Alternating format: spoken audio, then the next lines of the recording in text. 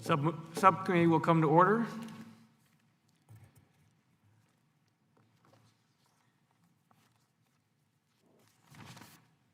I want to welcome everyone here this morning to the hearing of the Railroads, Pipelines, and Hazardous Materials Subcommittee.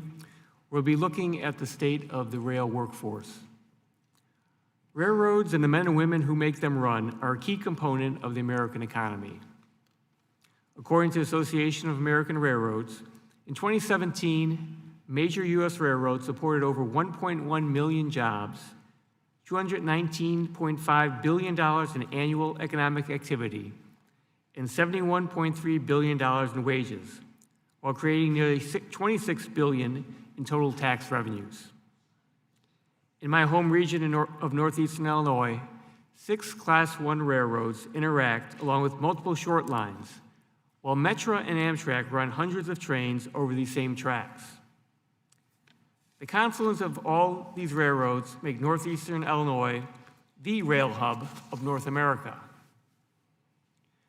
The more than 160,000 railroad workers in this country are the backbone of the industry and keep our world-class rail system the powerful economic force that it is.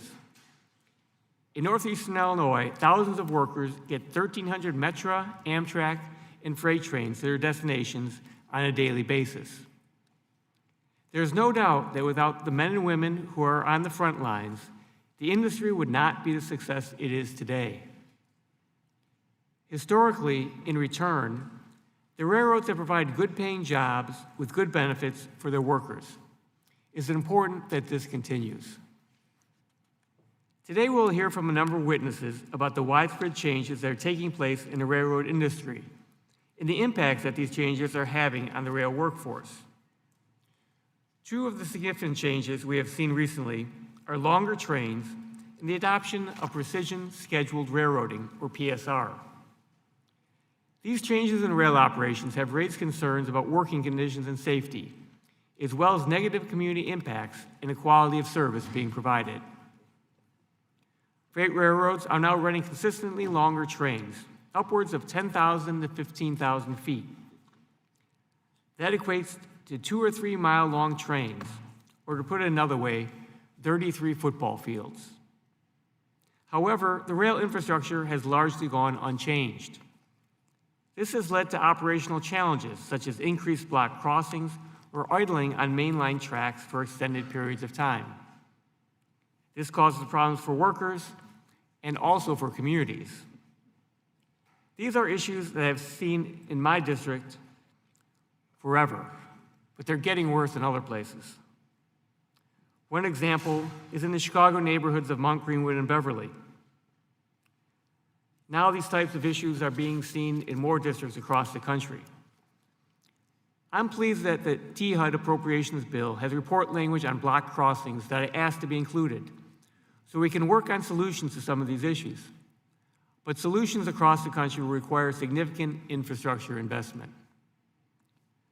Another notable trend in the railroad industry is the adoption of PSR. All but one of the Class I railroads have adopted or are in the process of adopting PSR. At its essence, this is a fundamental shift in how railroads operate. The move in the industry towards PSR has been accompanied with significant job cuts in the past few years. Class I railroads and Amtrak employed 163,220 workers in April 2019, versus just 5 years ago when the industry employed 194,790 workers, a 16% reduction. I look forward to the testimony from the machinist and our other witnesses about the impact of PSR on the rail workforce. Two other issues that we'll hear about from Smart Transportation and BLET are a 2-person crew requirement and cross-border trains. I'm once again a supporter of the 2-person crew bill because it's imperative that our trains remain safe as the industry changes. Additionally, we must ensure that all trains operating in the U.S. have crews that are well-trained and can meet FRA's robust safety standards. This is an issue at our southern border.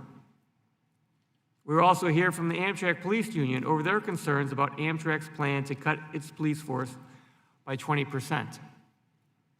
Amtrak police are on the front line of keeping our surface transportation system safe on a daily basis. In northeastern Illinois, they protect the more than 6.5 million Metra and Amtrak passengers that use Chicago Union Station on an annual basis. Finally, at the Railroad Tech Day in May, we got the chance to see the next generation of technologies that the industry hopes to incorporate into their operations, including drone inspection, virtual reality simulators, and fleet-wide predictive maintenance. While these technologies are exciting, I want to make sure that we keep in mind that technology will not replace the necessity of workers. Therefore, we must ensure that we continue to invest in our men and women in the rail industry. And expanding workforce development programs is one of my priorities as we head towards surface transportation reauthorization. I look forward today to hearing from our witnesses about how we can improve the state of the rail workforce and the industry as a whole. I now recognize the subcommittee ranking member, Mr. Crawford, for his opening statement. Thank you, Mr. Chairman. The freight rail industry employs over 3,300 Arkansans at Class 1 regional and short line railroads. These employees come from varied backgrounds, and nearly 20% of our nationwide freight rail employees are veterans. Farmers and businesses across my state depend on our nation's freight rail to transport their goods throughout the country and the world. Important to Arkansas are short line railroads, who most often provide first and last mile service for farmers, manufacturers, and other industries. I'm proud to support H.R. 510, the BRACE Act, which would permanently extend the tax credit for short line railroad track maintenance. As total freight demand continues to grow, the critical investments made by the railroads in their people and in their infrastructure ensure a safe and efficient system on which our goods will travel. This investment helps our spur economic activity and supports non-rail jobs. Railroad innovation leads the way to new technology, make operations safer and more efficient. In turn, the rail network can handle increased freight demand and help relieve congestion on our roads. I look forward to hearing about the implementation of positive train control, a key step to improving rail safety, and other technologies that can prevent potential incidents. Thank you to all of our witnesses today for being here, and I yield back the balance of my time.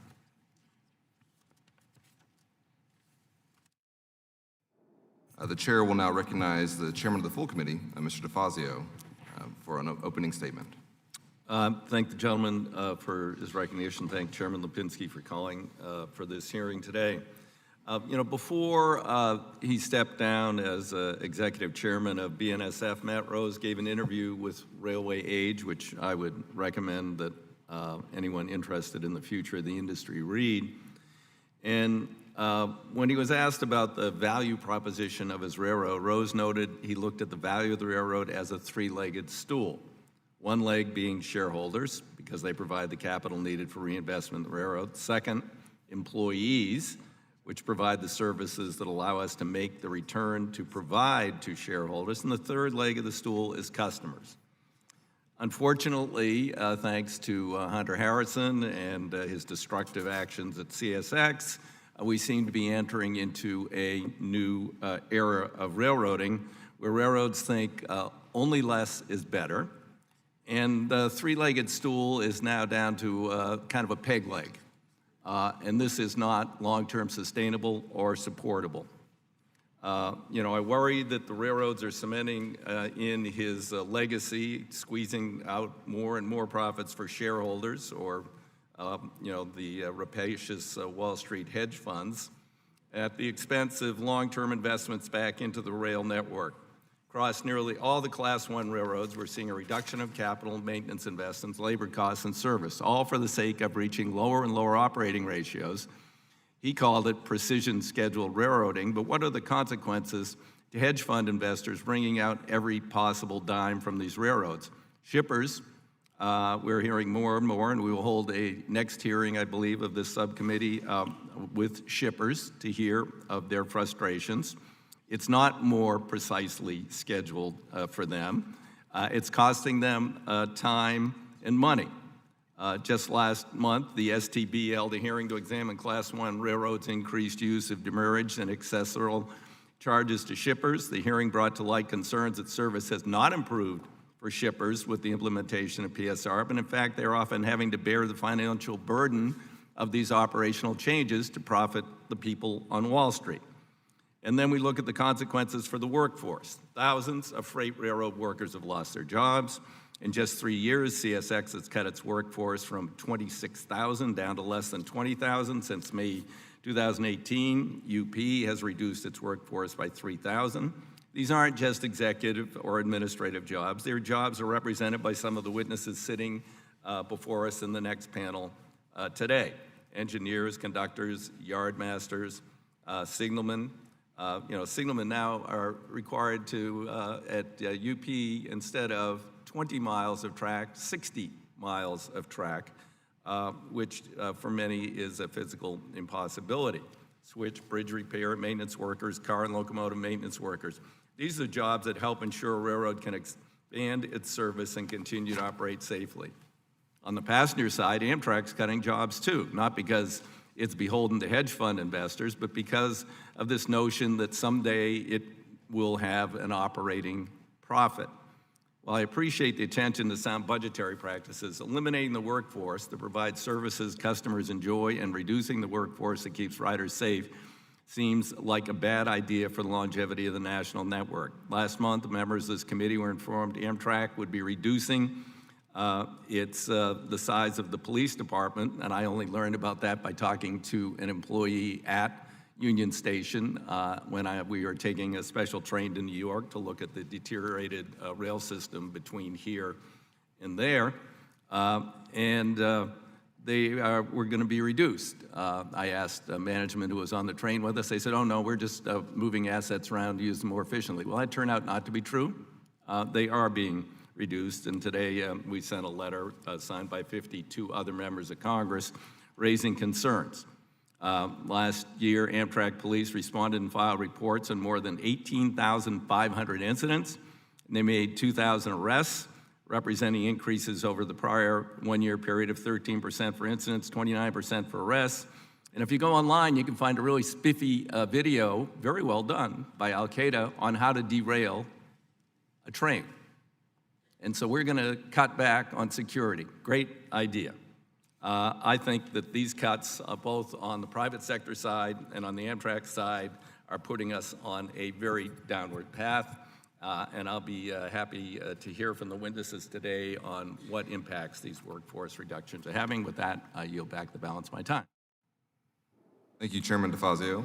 I would now like to welcome the witness of our first panel, the Honorable Ronald L. Vittori, Administrator, Federal Railroad Administrator. Thank you for being here today, and I look forward to your testimony. Without objection, our witness's full statement will be included in the record. Since your written testimony has been made a part of the record, the subcommittee requests that you limit your oral testimony to 5 minutes. Go ahead. Good morning, everyone. Chairman Lipinski, Chairman DeFazio, Ranking Member Graves, as well as Ranking Member Crawford and members of the committee. Thank you for the opportunity to testify today to discuss rail safety and the Federal Railroad Administration role in ensuring the safety and efficiency of our nation's rail system. The mission of FRA is to enable the safe, reliable, and efficient movement of people and goods for a strong America now and into the future. With Secretary Lane L. Chow's leadership, FRA executes its mission in many ways. FRA enforces critical safety regulations and partners with industry to develop and promote both regulatory and non-regulatory solutions to safety issues. FRA also seeks to manage federal investments in rail infrastructure in a cost-effective and efficient manner and pursues research and development to advance innovative technologies and best practices in the railroad operations and maintenance. We have seen great advances in railroad safety. Both the train accident rate and railroad employee injury rate have declined. Despite these advances, rail accidents and employee injuries do occur. FRA considers one accident or one employee injury one too many. As the demand for both freight and passenger rail transportation in the U.S. grows, FRA recognizes its responsibility to ensure rail operations are the safest they can be, not only for the traveling public and the communities through which the railroads operate, but also the highly skilled employees who diligently on the rail system work every day. FRA addresses safety risks using risk-based proactive approach, focusing resources on top safety issues while continuing innovative research to further advancements in rail technology and investment in rail infrastructure. Last week, the FRA announced the selection of $326 million in grant funds under the Consolidated Rail Infrastructure and Safety Improvements Grant Program, with significant investments directed towards grade crossing, track, signal, and bridge improvements. Today, I'd like to highlight the top safety initiatives FRA prioritizes: PTC, trespassing prevention, grade crossing safety, and FRA's close call reporting system, commonly referred to as C3RS. Railroad's successful implementation of PTC remains at top of our agenda. As I've said before, implementation of PTC operations represents the most fundamental change in rail safety technology in a century. With approximately 20 months remaining until the statutory deadline, the Department and FRA will continue to provide extensive technical assistance and perform comprehensive oversight to both host tenant railroads and hold each railroad accountable for the timely implementation of interoperable PTC system on all lines subject to the statutory mandate. Also at the top of the list for FRA's agenda is the prevention of trespassing incidents on railroad property and increasing grade crossing safety. Trespassing on railroad property is the leading cause of all rail-related deaths in the United States. Grade crossing incidents on second. Together, over the past 10 years, they have accounted for more than 95% of all rail-related fatalities. One of my top objectives is to lead, promote, and strengthen efforts among the public, private, and government stakeholders to increase awareness of grade crossing safety issues and trespasser prevention strategies. Preventing trespasser and improving grade crossing safety is critical not only to save the lives of those involved, but also to help ensure railroad employees do not needlessly have to suffer the severe psychological and emotional consequences such incidents may cause. C3RS is a voluntary FRA program enabling participating railroads and their employees to improve safety culture in their organizations and to proactively identify and address safety issues before accidents occur. FRA first piloted this C3RS program in 2007 with the train, yard, and engine craft employees of 4 railroads. Since then, the program has grown to 15 railroads with over 23,000 employees involving all the crafts. Going forward, FRA is prioritizing the expansion of C3RS program along with other industry partnerships designed to ensure a transparent sharing of information among stakeholders and enabling the effective identification, analysis, and mitigation or elimination of risk throughout the rail operating environment. FRA has a responsibility to the public, to the railroad employees, and to the railroads themselves to lead an industry to the next generation of safety improvements. FRA is committed to continuing to work with all stakeholders to achieve this new level of safety. This next generation of safety improvements will necessarily involve change. One constant will remain, however, and it is FRA's commitment to working with all stakeholders to achieve this new level of safety. FRA recognizes the unique position of railroad employees to ensure safety both now and in the future. FRA safety inspectors are on the ground throughout the United States. While they are responsible for conducting periodic inspections for compliance with FRA safety regulations and conducting accident investigations, they are also prime points of contact for railroad employees to share any concerns, suggestions, or ideas related to rail safety. FRA has long established processes and procedures in place to ensure that autonomy of any individual sharing safety concerns with the agency. I believe that clear and open communication and committed to safety among all stakeholders is most important, including FRA, railroad employees, railroad management. Our nation's rail industry has become safer and stronger than ever before. Thank you. Thank you again for your testimony today. We will now move on to member questions. Each member will be recognized for 5 minutes, and I will begin with Chairman DeFazio. Thank you, Mr. Chairman. To the administrator, how long can a train be? I have trains now running up the Willamette Valley that are 15,000 feet long, going through city centers. How long are we going to allow people to block emergency vehicles? These are mostly at-grade crossings. Is there any limit to how long they can make these trains? There is no limit as far as what you can make a train regulatory. There is no limit that I'm aware of in timetables of railroads. However, railroads are very cognizant of what the physical plant will accommodate and what will be accommodated safely in its transversing of the route between points A and B. Right, but what about, the the rest of the country, the people who live in these cities, who need to get back and forth across a track. Emergency vehicles are blocked. There's a hospital on the other side. I mean, you can run, I mean, don't you think there should be a practical limit on the length of trains that both serves the railroads for efficiency, but not their optimal PSR or whatever the hell you want to call it efficiency, but also is cognizant of the burdens placed on the rest of the people of the United States of America? Chairman DeFazio, ordinarily it's not unusual to see trains operate with 15,000 feet long? I haven't heard of that before recently. You'll see trains ordinarily in the range of 7,000 to 11,000 feet. Right. There have been exceptions where there's trains that have now grown to 15,000, 16,000 feet. The interesting part of it is, yes, the linear length of the train is more, without a doubt. But the number of freight cars in that train have only increased by 10 cars in the last 45 years. Yeah. So the integrity of that train, as far as mechanical reliability. Right, but that's not the question. That's not the question I Well, raised. as The far as question I raised is the impacts on society of what they're doing, Well, let alone the issues that are being raised by shippers and everybody else. I mean, how far are we going to let? I remember when Frank Lorenzo ran Eastern Airlines. We finally drove him out of the business because of what he was doing. But we're seeing the same thing here, started by a guy who's now deceased, that is infecting the railroads and making them subject to these inordinate pressures from Wall Street.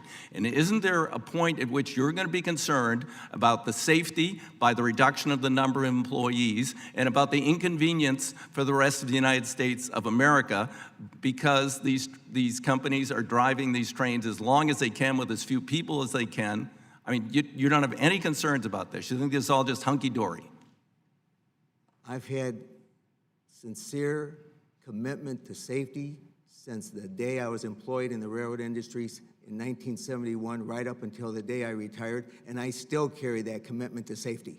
Great.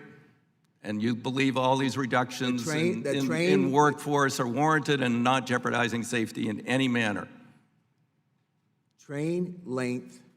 No, we're not talking about length anymore. I'm now talking about the number of employees who have been dismissed, laid off, so they can increase their bottom line.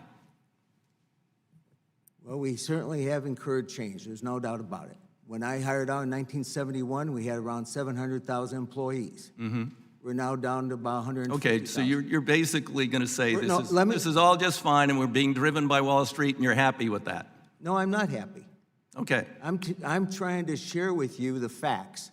Well, the fact is, I'm going to what Matt Rose said and the concerns he raised because I thought that he was doing a hell of a job, and they aren't doing these things, and they're serving their shippers better because they aren't being driven by jackals on Wall Street, because they were bought by a responsible long-term investment firm. And for what it's worth, Matt and I share similar opinions. Okay, well, then you should have some concerns about this PSR stuff. Anyway, thank you, Mr. Chairman. Thank you, Mr. DeFazio. Now recognize Mr. Ranking Member Crawford. Thank you, Mr. Chairman. Get my question for you here. Thank you for being here. Appreciate that. How are you ensuring that all railroads meet the PTC deadline? Do you have any concerns that any of the railroads might not meet the deadline? I carry a concern about PTC every day that I've been in this position, as well as when I was an advisor to the Secretary Chop. We've come a long ways in the past 15 months insofar as organizing the PTC initiative as guided and facilitated by the FRA. Very quickly, we first met with all the host railroads face-to-face. That was during first quarter of last year. Then we held 3 sessions of summit sessions to prepare everybody for what they need to fulfill the prerequisites for PTC for 12/31/19. 19 or 18. Then this year, we have held, or we will be holding, a total of 3 collaboration sessions to help facilitate more maturity insofar as the regulatory and statutory adherence that the railroad industry has to comply with by the end of 2020. What is concerning is something that I knew when I took this position, is that the freight sector, for the most part, was very mature in developing itself. They're now, if you will, entering their chapter of interoperability. The primary concern was the commuter railroads and Amtrak. Amtrak has developed a lot, and so have the commuter railroads. But when you have a freight sector that represents nearly 90% of their to-be-compliant PTC route mileage is now complete, and you have a commuter sector that only has 30+% of its network complete, and they have to do interoperability while completing the other 70% with only 15 months left, I have a concern. So as a result, with interoperability, we're currently meeting with a total of 76 railroads. 41 of them are independent short lines and regionals. The others are associated with conglomerates, trying to figure out where they're at with PTC, both economically as well as physically. Then we're going into the commuter railroads, which we've been with independently, but we're bringing them together, especially the Northeast Corridor. In this case, with the Northeast Corridor, we have 7 commuter railroads hosted by Amtrak. And they're all at different levels of maturity as far as getting their own lines equipped with PTC, but the interoperability piece is paramount because of their great presence on Amtrak. So July 12th of next month, I've asked the corner offices from Amtrak and all the commuter agencies, not with their technicians, to come to Washington.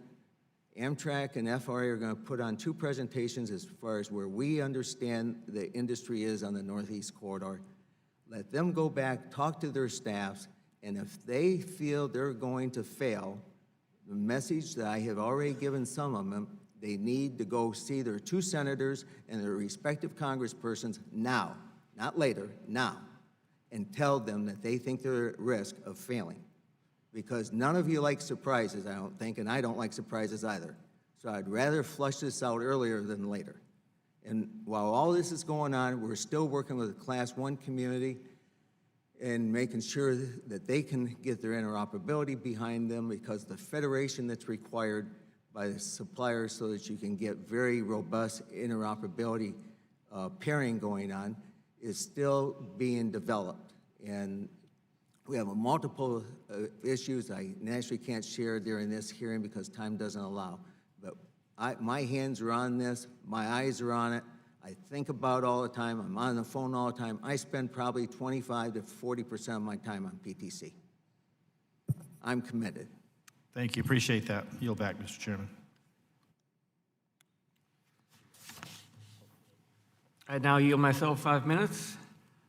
I unfortunately had to be at offering an amendment at another committee, so I missed Chairman DeFazio, but I got a briefing on very quickly about what he had raised, so I just want to continue, Mr. Batory. Do you think there are safety implications with respect to implication of PSR?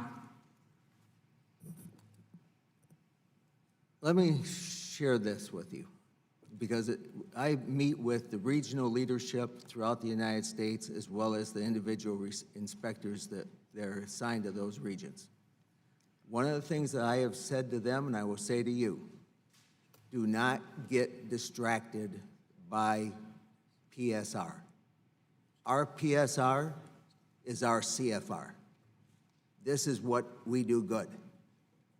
And the railroads are obligated to make sure that they comply with everything that's in this book. Things that are not in this book gives them the liberty to operate and maintain a railroad of their choosing, which is nothing new. Now, if you like to, and Chairman DeFazio didn't have a chance to allow me to give you my opinion about PSR, I'm more than willing to give it to you. Go right ahead. Go ahead and start. All right. First of all, the words are magnetic. It's a railroad, it schedules, it's precision. It attracts people.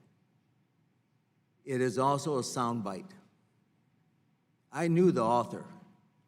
I worked with him very closely in the late 80s and throughout the late 90s. All right, but I want to hear specifically, what is Here's what, happening? Here's all PSR is Railroading 101.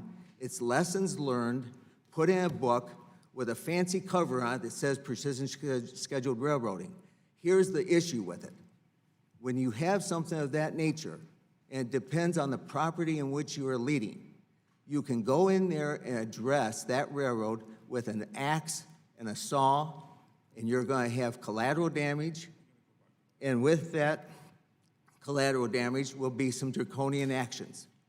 Or you can also apply everything that's in that book very methodically, deliberately, and you will get sustainability out of it. Well, my concern is what I am hearing, first of all, we know that there's been a 16% cut in workers. What you need to be doing is making sure that the safety is still there, and I understand that. And so that's the question. Are there any safety concerns with this?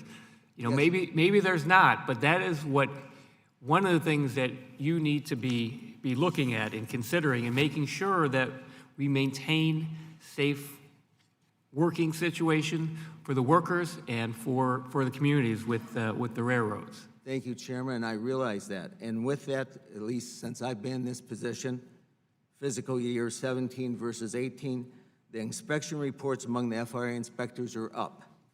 Observations are up. Inspection days are up. The number of defect violations and associated fines are down. So that tells me, by looking at this, and the inspectors that are using this to do their job every day, that the men and the women that lead, maintain, and operate America's railroads are doing what they're supposed to do. I do not follow employment levels, but in preparation for this, I do understand that the train and engineman employment count is up 3% over last year. All right, in regard to data collection for block crossings, will you commit to improve the FRA's data collection on this? Yes. Sound like you hesitated there. Well, as you know, we had a discussion in your office, and have a third of my railroad career was in the Chicago area. So I'm very familiar with what you are faced and some of your colleagues are faced throughout the United States.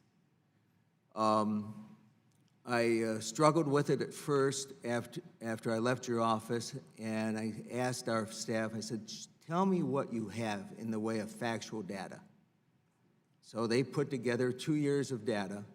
Now visualize this, with 130,000 road crossings, nearly 200 million registered vehicles. We only came up with less than 900 complaints. Now, I'm not saying the complaints aren't out there, but that's what little data we had. Your phone rings off the hook. You get letters all See, I have 900 complaints in my office Exactly. So that's in a year easily. So that's when I sat in a staff meeting with our folks one Tuesday morning, and I said, what would happen if we created 2 portals in our website, and when actually, if it's approved, we have to disseminate it, make everybody aware of it, one for the general public and one for law enforcement. But we've got to get some factual data concerning this subject matter.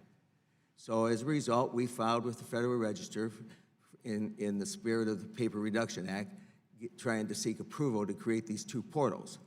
I'm encouraged by it. It needs to be done. They tell me it might be a Christmas present this year, okay, when we get authority to do it.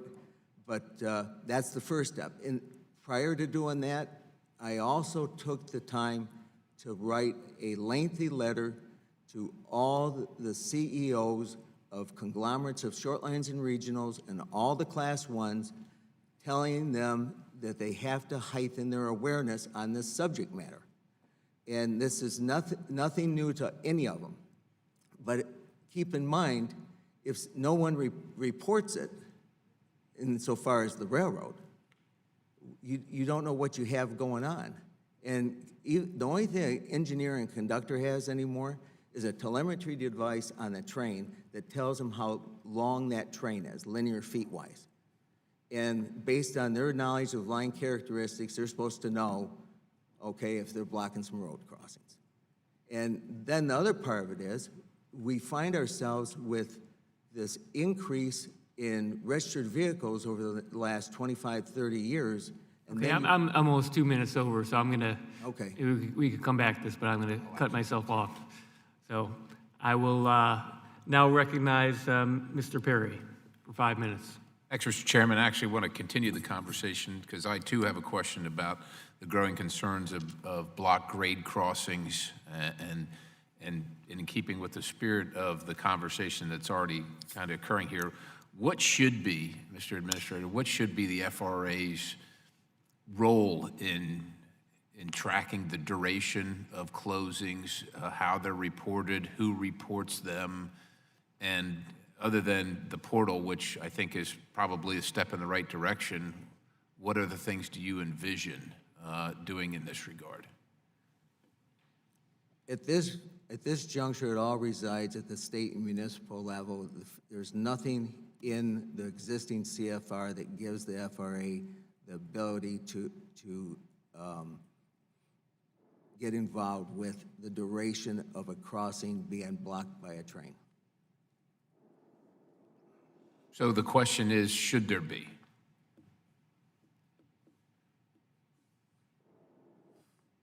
I'm not sure a silver bullet is the answer.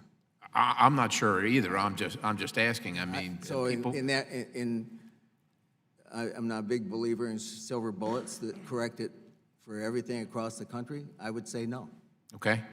I know that that citizens in the Commonwealth that I represent, I'm privileged to represent a portion of, and I suspect across the country, become frustrated with the, and I can actually speak from personal experience on this, the lack of response on occasion from the railroad about this issue. And I'm just wondering if there's another methodology that should be considered that maybe doesn't change it completely and upend it 180 degrees, but offer some collaborative input from folks other than the folks operating the rail line itself. And maybe it's administration, maybe it's a location for residents and citizens and so on and so forth, and folks to track the duration of crossing. And it's not only just crossings where the train might be sitting, but some at-grade crossings are closed for an inordinate amount of time for repairs and what have you. And I was wondering, do you track those for duration as well? The ones that are closed for maintenance and or other reasons? Excuse me. Insofar as tracking crossings that are closed for maintenance, no. The federal government doesn't get involved in that. That's between the railroad, the local municipality, the state, or sometimes the county. They naturally have to reach out to the local municipality, state, or county to get permission to close a crossing, okay, for repairs.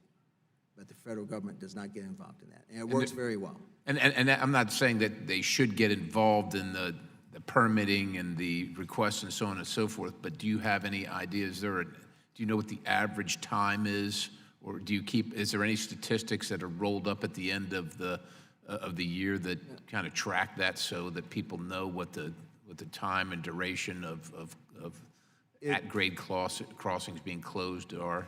No, because each one is unique unto itself based on the number of tracks and the number of lanes of traffic.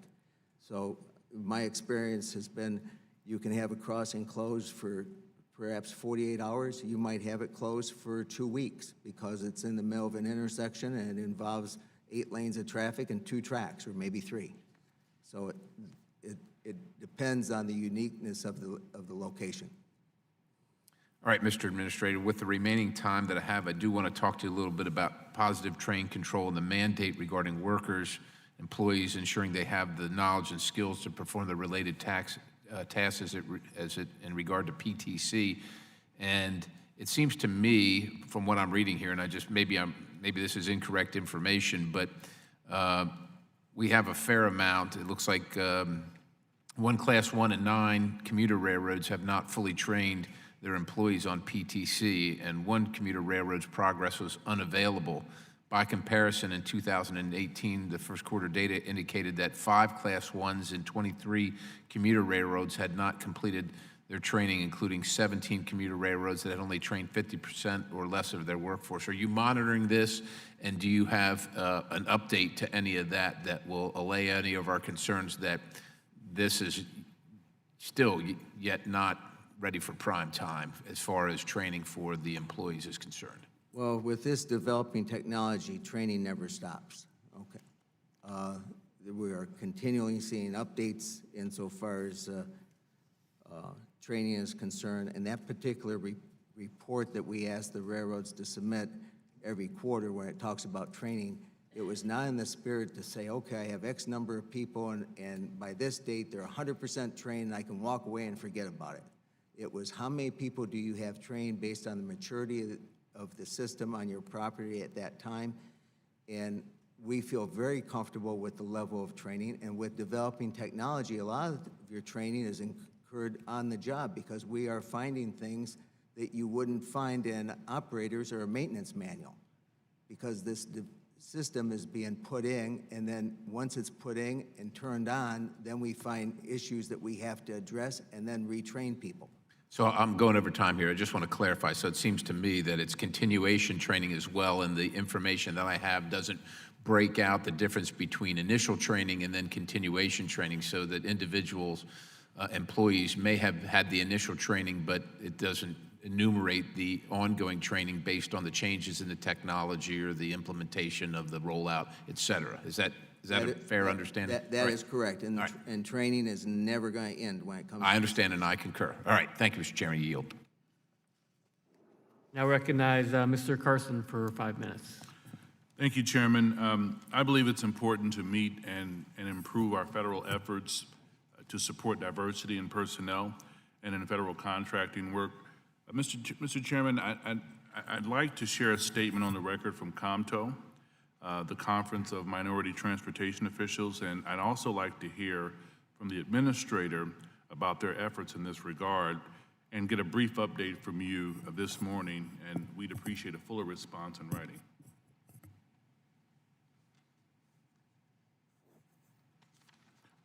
Secondly, on May 23rd, the FRA withdrew a notice of proposed rulemaking published back in March 2016 that would have mandated that all covered trains, both passenger and freight, operate with at least 2 crew members. In the 2016 NPRM, FRA states that the agency has studies showing the benefits of a second crew member and other information detailing the potential safety benefits of multi-person crews. In addition, qualitative studies show that the one-person train operators posed increased risks by potentially overloading the sole crew member with tasks, and the PTC does not substitute for all the tasks performed by properly trained conductors. How have the findings from these studies changed since FRA issued the NPRM? Well, as far as the number of crew members on a train making it safe, and when we start getting down into the numbers of whether you want to say it's 3 people, 2 people, 1 person, there are no facts that exist out there just to substantiate oversight. So if you're going to give oversight to nothing, you still have nothing. Now, one thing I will share with you that will probably be enlightening to many people in this room, and it wasn't done in the spirit of this hearing today. I was interested in learning about what transpired during my career with collisions in this railroad industry. And I'll stay with the more dramatic ones. The head-on collisions where 2 trains collide And in 1978, we had a minimum of 5 people on a crew. Some states, we had 6 and 7 people on a crew. And in 1978, we had, and this is alarming, I'm not too sure we could survive it today with the transparency in the media that we have. 408 head-on collisions in 1978. Today, through 2018, it's still too many. This is regardless of speed, 22. Now that's with the head-ons and the rear ends. The head-ons were 65. In 2008, we had 1. A 99% decrease. I keep going back, let's use facts. We can sit here and make up all kinds of hypothetical examples about the safety of a train, the onboard crew members, and come up with all kinds of anecdotal opinions. But we need facts. And the railroad industry, rail management, and rail labor has done an exceptionally good job, and it was during my career that they used the Railway Labor Act to get where they are today. Why throw that out? And Congress gave them that tool to use. That's where it belongs. Thank you, Chairman. I yield back. I now recognize Mr. Balderson for 5 minutes. Thank you, Mr. Chairman. Thank you, Administrator, for being here today. I appreciate the work that you and the FRA are doing and to promote, we'll stay on the railroad safety piece throughout Ohio, where I represent in the nation. In your testimony, though, you mentioned that 95% of all rail-related fatalities are related to railroad property trespassing and grade crossing incidents. I want to touch a little bit on the findings from the FRA's national strategy to prevent trespassing incidents and see if we're able to identify why people are trespassing onto railroad properties in the first place.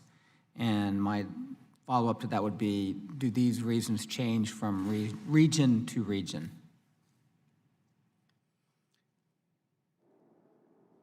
The trespassing situation, I think you're aware of, we've come out with a report recently, is very alarming. It is, I didn't even realize it until I got here in Washington, the severity of it. Because all I saw was what I saw in my prior life of employment on a railroad. And yes, did we have trespasser incidences, and were some of them suicides? Yes, they were sad, and everything that you have to go through associated with that. But when you see it from a national perspective, and every week, you ask yourself, what's going on here? And how much of it's suicide? How much is it? We've identified the hot spots in the United States. The commuter agencies, I think, have done an outstanding job, as have the freight railroads, but especially the commuter agencies, insofar as heightening the awareness of looking out for trespassers.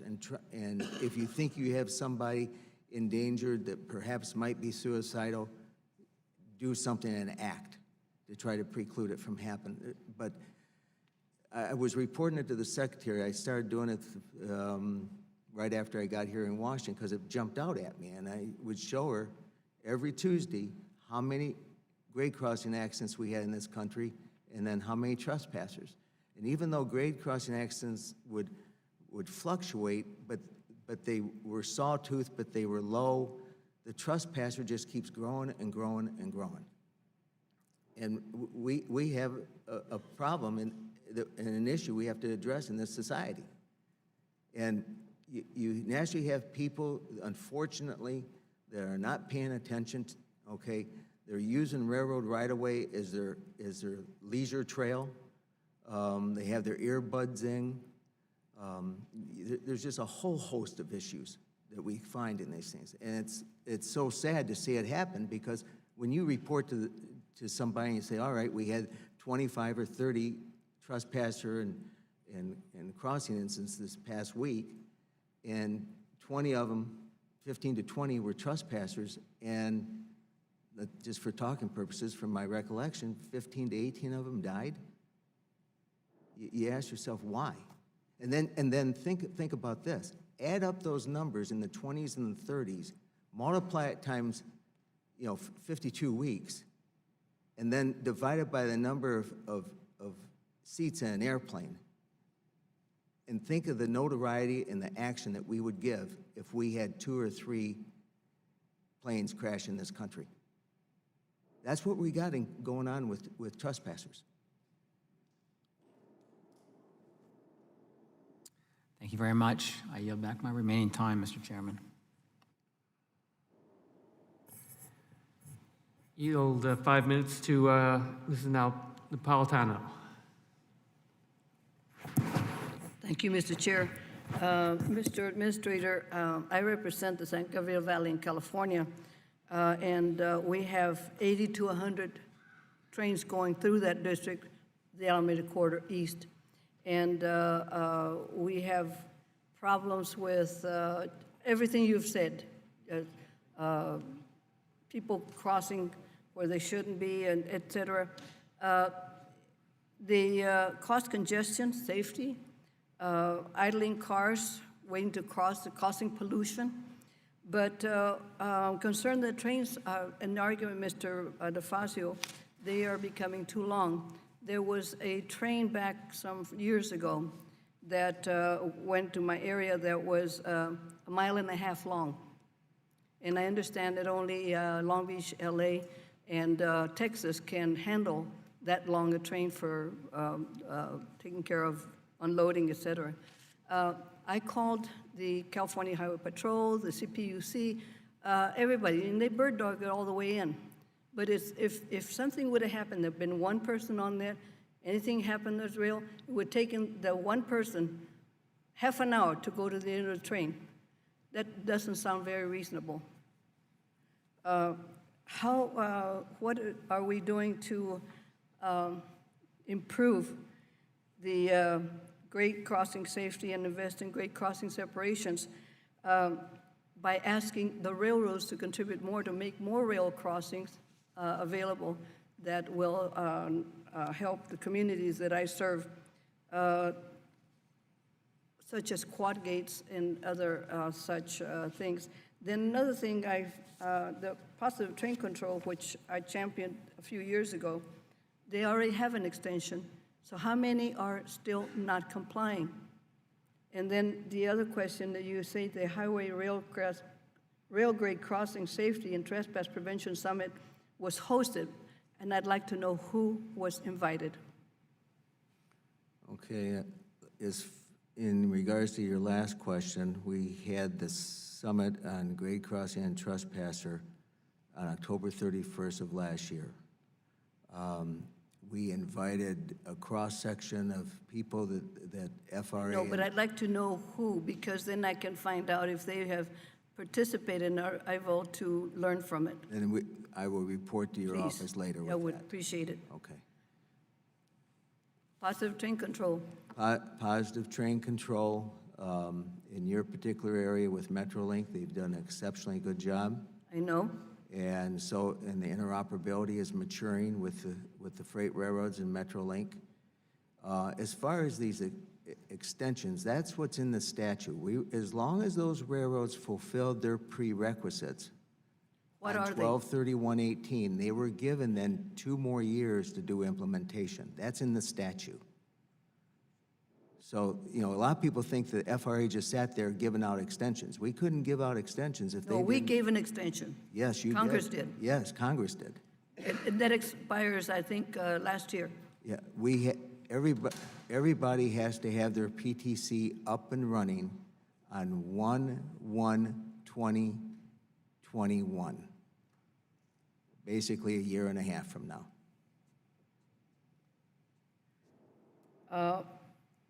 Well, is there any way of being able to get the railroads to contribute more to the rail grade separations that benefit them, but the motoring public?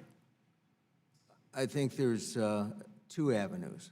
One is naturally working with the railroads, which I think they would be proponents of grade separations okay, to minimize No, grade crossings. They are proponents of the grade crossings, but not on, But the highway fund, Section 130 money that the United States government has, if you will, distributed over $4.5 billion to the states since the 70s when it was created. I know that, sir.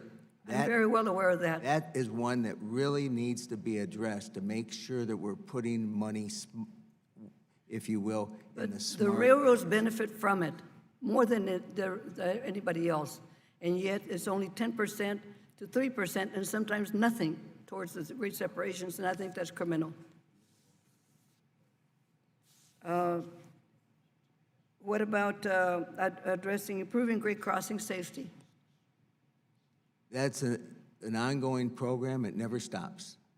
Training never stops. Awareness never stops. Okay, we have staff out there at all the regions. Then we have the well-known brand of Operation Lifesaver. We have the community collaboration. We have the railroad collaboration. It's endless. And we've made considerable inroads. If the total number of train motor vehicle accidents since 1990 are down 72%. Well, yes, sir, I know that. My time is up. Thank you, Mr. Chair.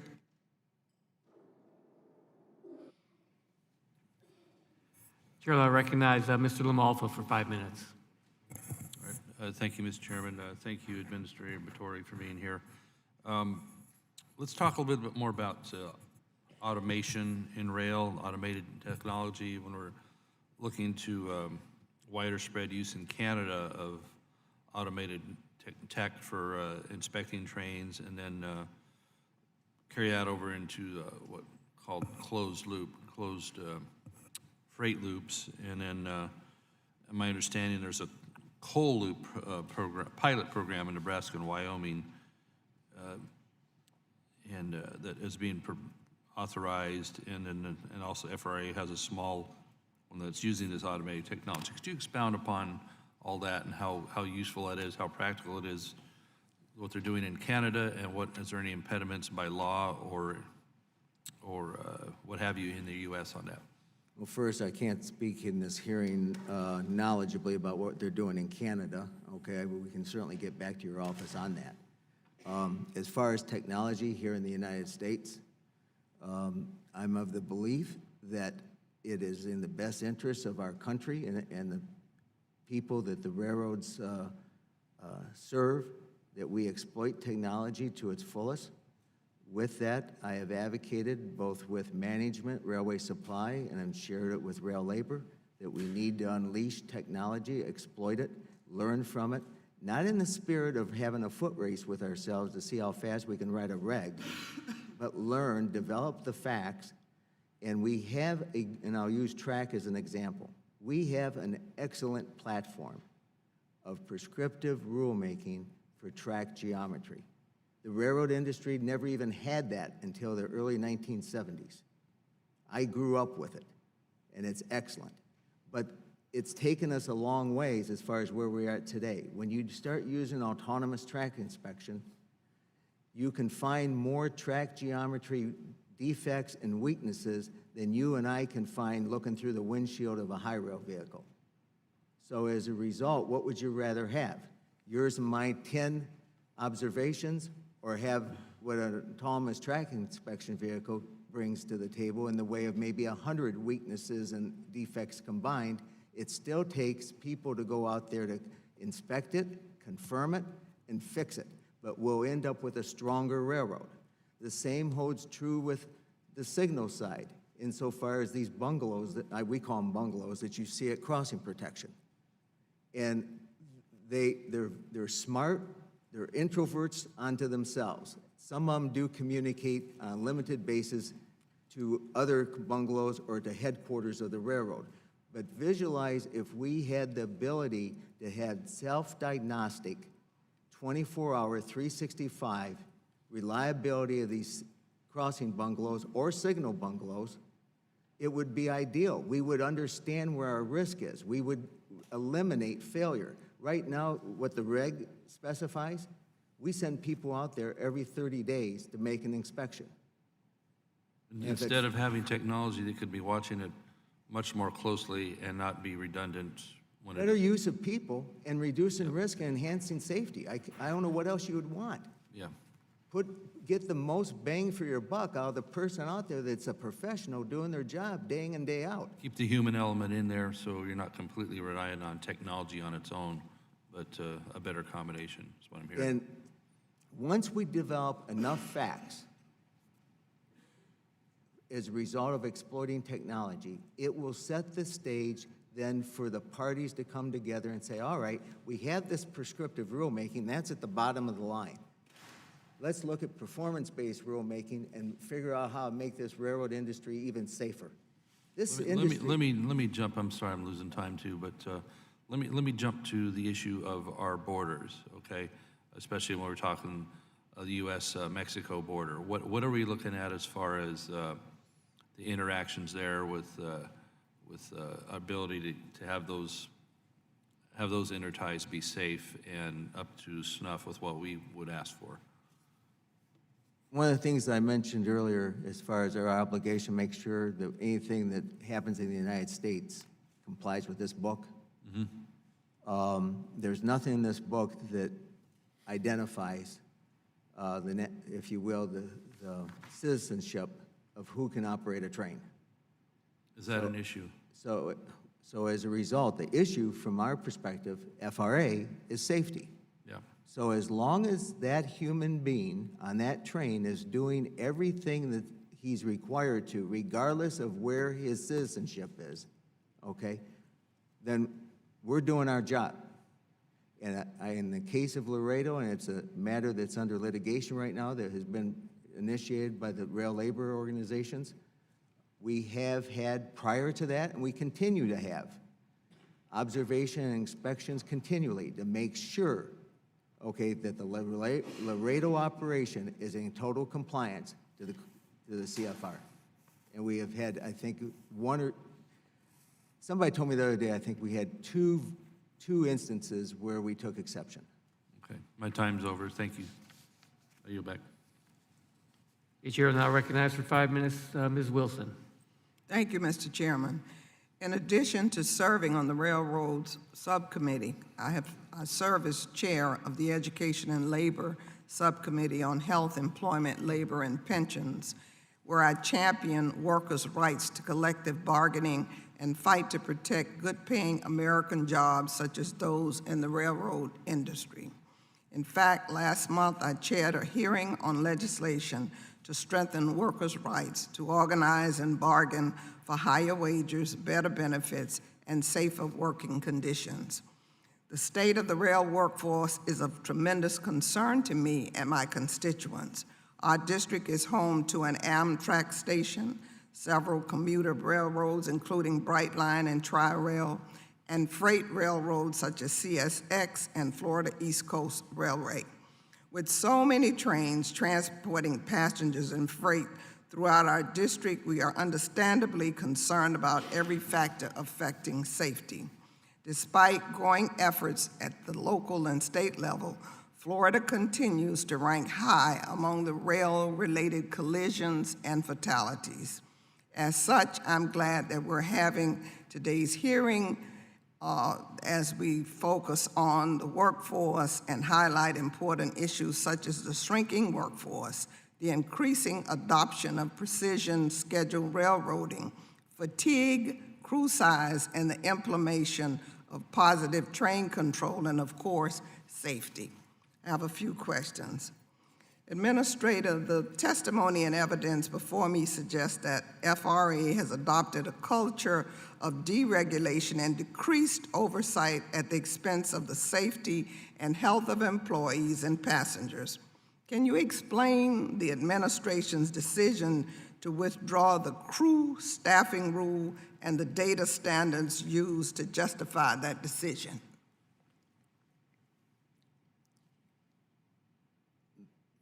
What I shared earlier, there are absolutely no facts to give oversight to. So as a result, that's why the rule was withdrawn. We do have a history of success on how we went from 5 to 7 crew members down to 2 and 3. And it was utilizing a tool that Congress gave us. So why not continue using that tool going forward when the time is right? And it has to be negotiated. A railroad just can't, a Class 1 railroad can't just arbitrarily say, because we took that rule down, all right, we're going to start running one-man crews or autonomous trains tomorrow. They have to sit down with labor and negotiate that. Have you done that? I don't. Not in my capacity. I can't negotiate. I work for the United States government. Well, has the appropriate people sat down and negotiated with labor? Because you have to justify that decision of the crew staffing. That's untenable as we see it from this perch. Well, they certainly have a successful track record to look back on. It may not be the particular individuals themselves, but their predecessors certainly did a good job. So maybe there's some Well, lessons that's not the way we feel, that there should not be any reason to justify the decisions that have been made. You shouldn't have deregulated so much. That is my opinion. The next question is, But let me just clarify so you know. Let me go to the next. I don't want to run out of time. Crew size Can you is not explain why the administration announced that it did not see a need to regulate the development of artificial intelligence or autonomous operations in the rail industry? Have any pilot studies or other investigative measures been taken to justify this decision? I think it'd be best if we just get back with you in writing on that. Because there's some assumptions being made that the federal government is involved in the regulating of train crew size, and it never has been. Mr. Administrator, you announced that there's no need to regulate the development of artificial intelligence in the rail industry. Do you remember that? There is no regulation to develop artificial intelligence or autonomous operations at this time. This is all developmental at this time, trying to get facts so that people can understand what needs to be regulated and what doesn't need to be regulated. There is a need to regulate artificial intelligence. My time is up, but we do need regulations in place. I yield back. Chair will now recognize Mr. Sauber for 5 minutes. Thank you very much, Mr. Chair. Before I question the administrator, I just want to tell you that the district that I represent is Minnesota's 8th Congressional District, which is northeastern Minnesota. I believe there's 4 or 5 Class 1 railroads in that entire district. I had the opportunity to go through a crossing and observe for a day a crossing in Rainier, Minnesota, which is just east of International Falls, which is a heavy crossing for Canadian National in this case. I want to talk to you about the workforce, because what I saw in relation to the railroads and the Customs and Border Patrol, what I saw was a functioning, well-oiled machine to make sure that there wasn't any stolen intellectual property coming across. And so for me, it was about, this is kind of how it should be done, with the railroads working with the Customs and Border Patrol and the workforce. And when I was there, during their check of the trains coming across, I personally witnessed a carload of imitation artificial Croc shoes that came from the country of China, which stealing the intellectual property, that's jobs, that's part of the economy. I want to know, how is it throughout this country that our railroads are working with our Customs and Border Patrol, and do you think that it can be better? What are some of the things that you suggest from the industry standpoint to make sure that we are protecting our intellectual property, our national security interests, so so it doesn't harm our manufacturers, our small businesses? and our country. Tell me what the railroad is doing to enhance the safety of our country as trains come and go on both the north and southern border. Well, I'm familiar with Air National Falls and the former DWP CN up there.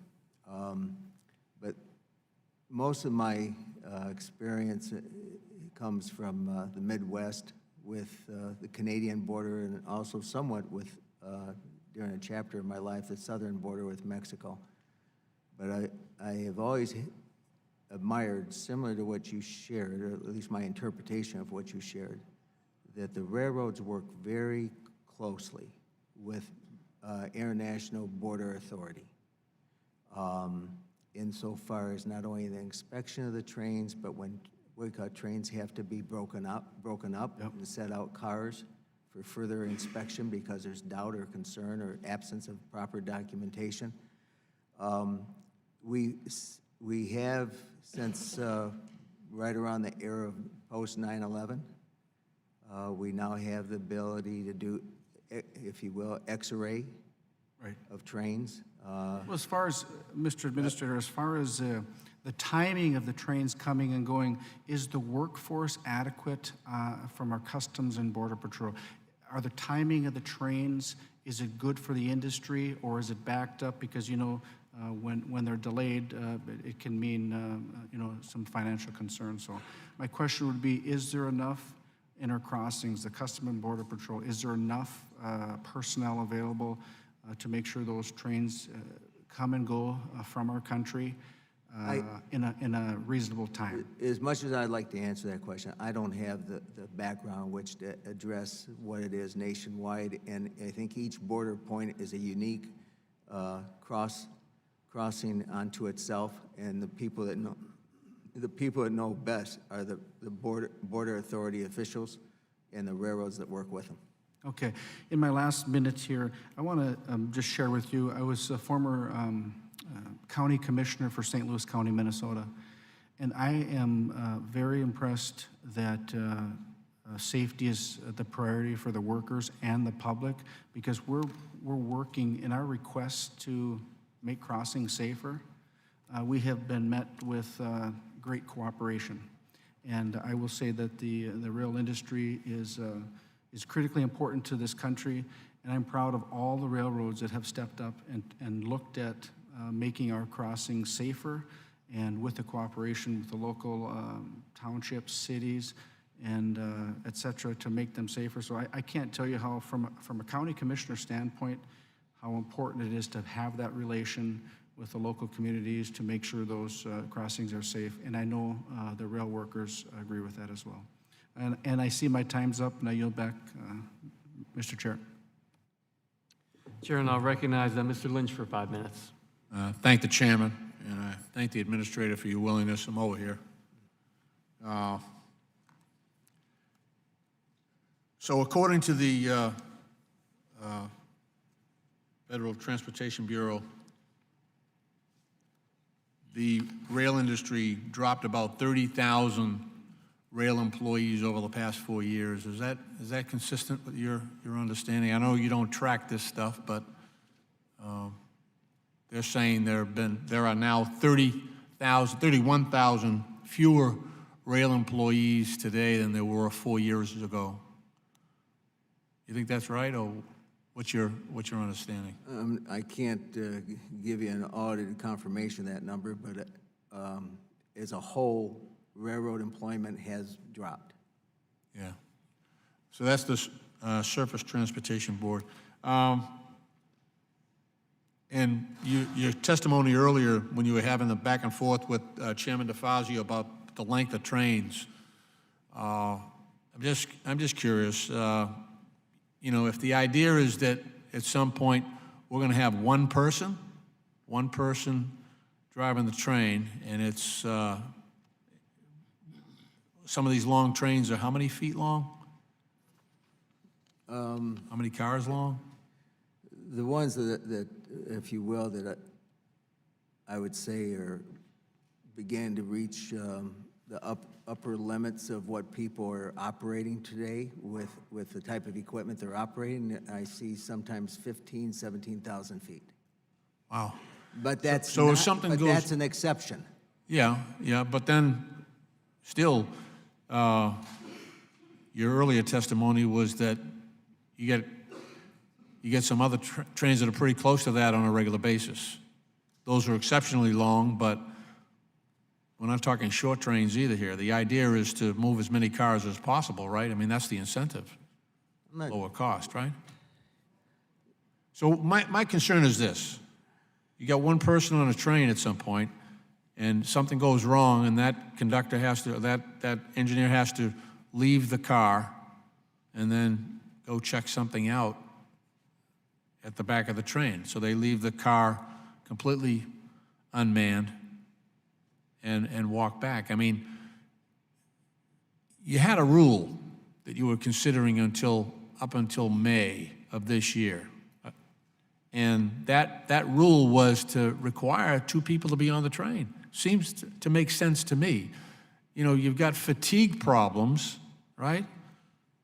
So not only is that one person who's going to be on the train overworked in this fatigue problems, but now you've got them leaving the car and leaving the locomotive and then walking back and trying to figure out what's wrong. Just for the safety of that single employee. It seems reckless and irresponsible to not require 2 people on the train. It's mind-boggling. I know you're trying to squeeze every single dollar out of the operators are trying to squeeze every single dollar out of these employees in every single train. But at some point, common sense and basic concern for your workers. And the FRA has a role to play here. You set the standards. You say, you come up with some basic rules. This makes sense. This makes sense to have 2 people on a train. Imagine that, you've got a long train, has tremendous impact on local communities, blocking crossings, and you've got one poor man or woman out there trying to run that whole operation. That's ridiculous. Well, I certainly agree with what you said about common sense. That's why I think the railroad, if you will, rail labor and rail management, has lots of common sense, and they can figure out what's right and wrong, and then once they figure it out, they'll negotiate it. So why withdraw the rule? What's the thinking? What was the purpose? They have the Railway Labor Act, and there's no facts. Well, you had the rule, But there's you no- withdrew it. but So there's it's no- not like I'm asking you to do it. This is something you were going to do, and then you changed your mind. There's You no- withdrew the rule on May 23rd, 2019. You withdraw the rule to require 2 people on a train. Why? I'm just asking you, what's the thinking? Why? I thought you had a good idea. By withdrawing the rule, there's nothing out there to support having a rule. What? How do you give oversight to something if you have nothing to give oversight to? You The had a good result is- idea. You had a rule. You the result is proposed it. still nothing. So it's not a vacuum. You had a good idea. You had a proposal, and then you withdrew it, in spite of the common sense that we both agree supports that rule. And here's the issue in respect to time, and this is what I said earlier. We can sit here all day and bring everybody up here, and we'll come up with all kinds of hypothetical examples. No, I'm not talking about a anecdotal hypothetical. opinion. I'm talking about your rule. This is your rule. You said There was it's- nothing to it's- support it. Well, why did you write it then? What do you mean there's nothing to support it? I wasn't here. You have fatigue I workers. didn't write the rule. You have huge trains. You have huge disruption in these communities where you have hundreds and hundreds of cars on these trains. And you're absolutely right. You should have 2 people on that train. You draft the rule. May 23rd comes and you withdraw it. There's plenty to support the rule. I agree with your rule. I'm just wondering why you withdrew it. That's all.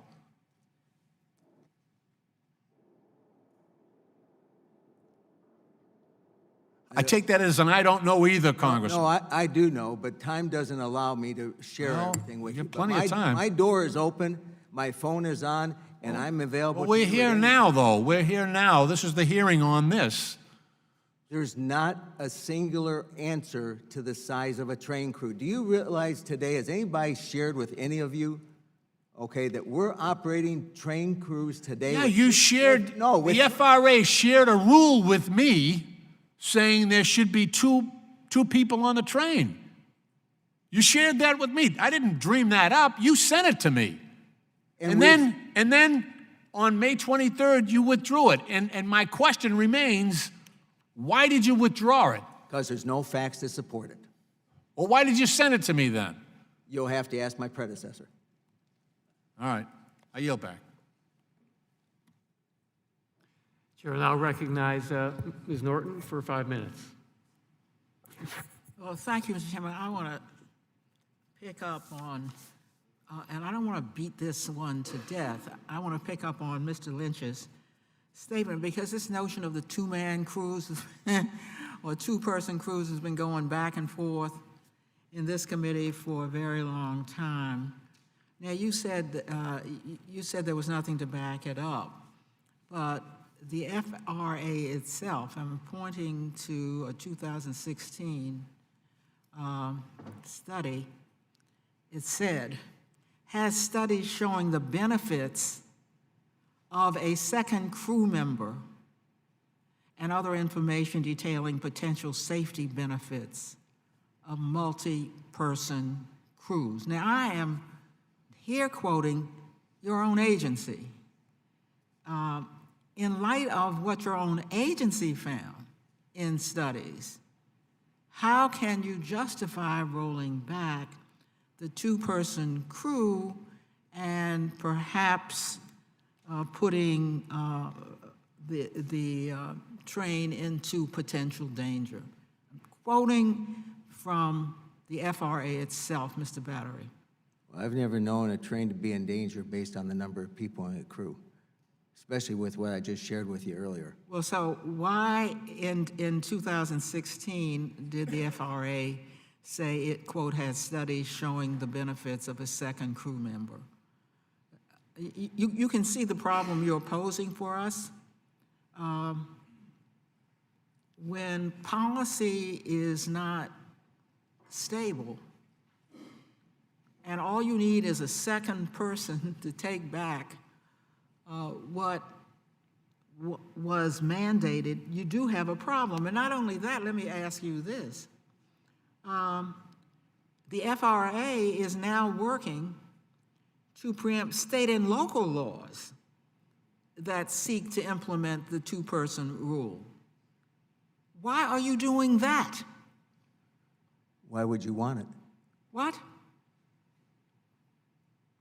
Wouldn't you rather have a level playing field for interstate commerce, So for our country as a whole?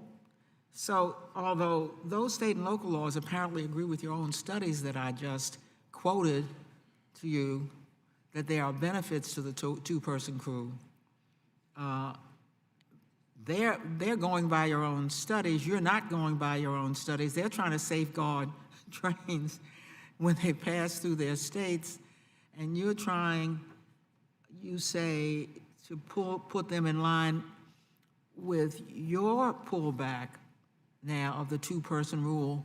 For what reason? And the question is? Why are you now trying to get state and local Because the laws? FRA, we went back through everything we could find. There was nothing to substantiate the size of a train crew. All right, Mr. Battery. Nothing. Except the only thing was what I quoted that you yourselves had found, and I quoted that, and the record will show the quote, so we're going back and forth. Remember, I didn't quote what some outside organization said.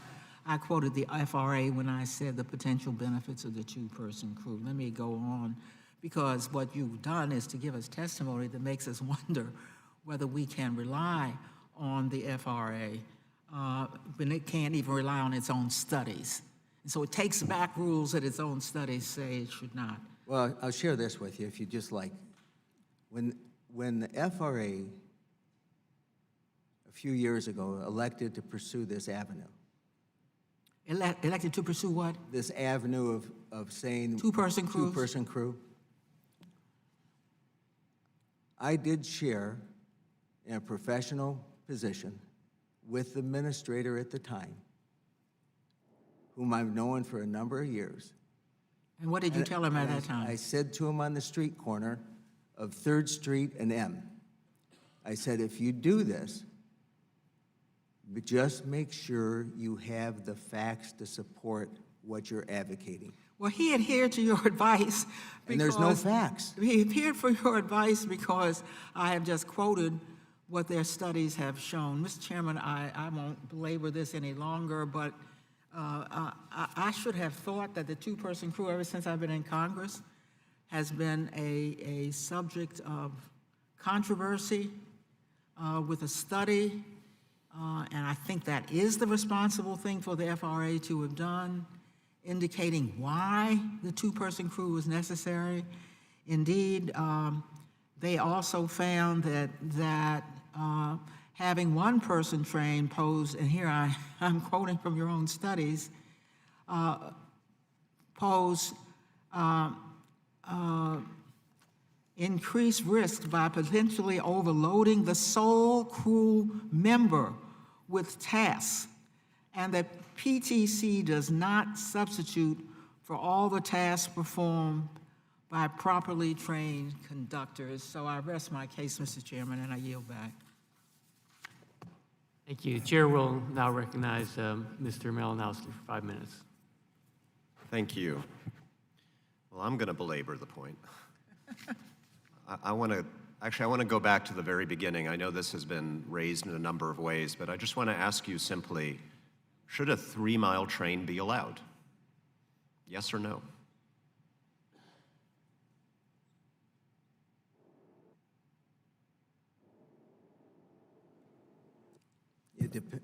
It can operate safely and efficiently depending on the location and the integrity of the train.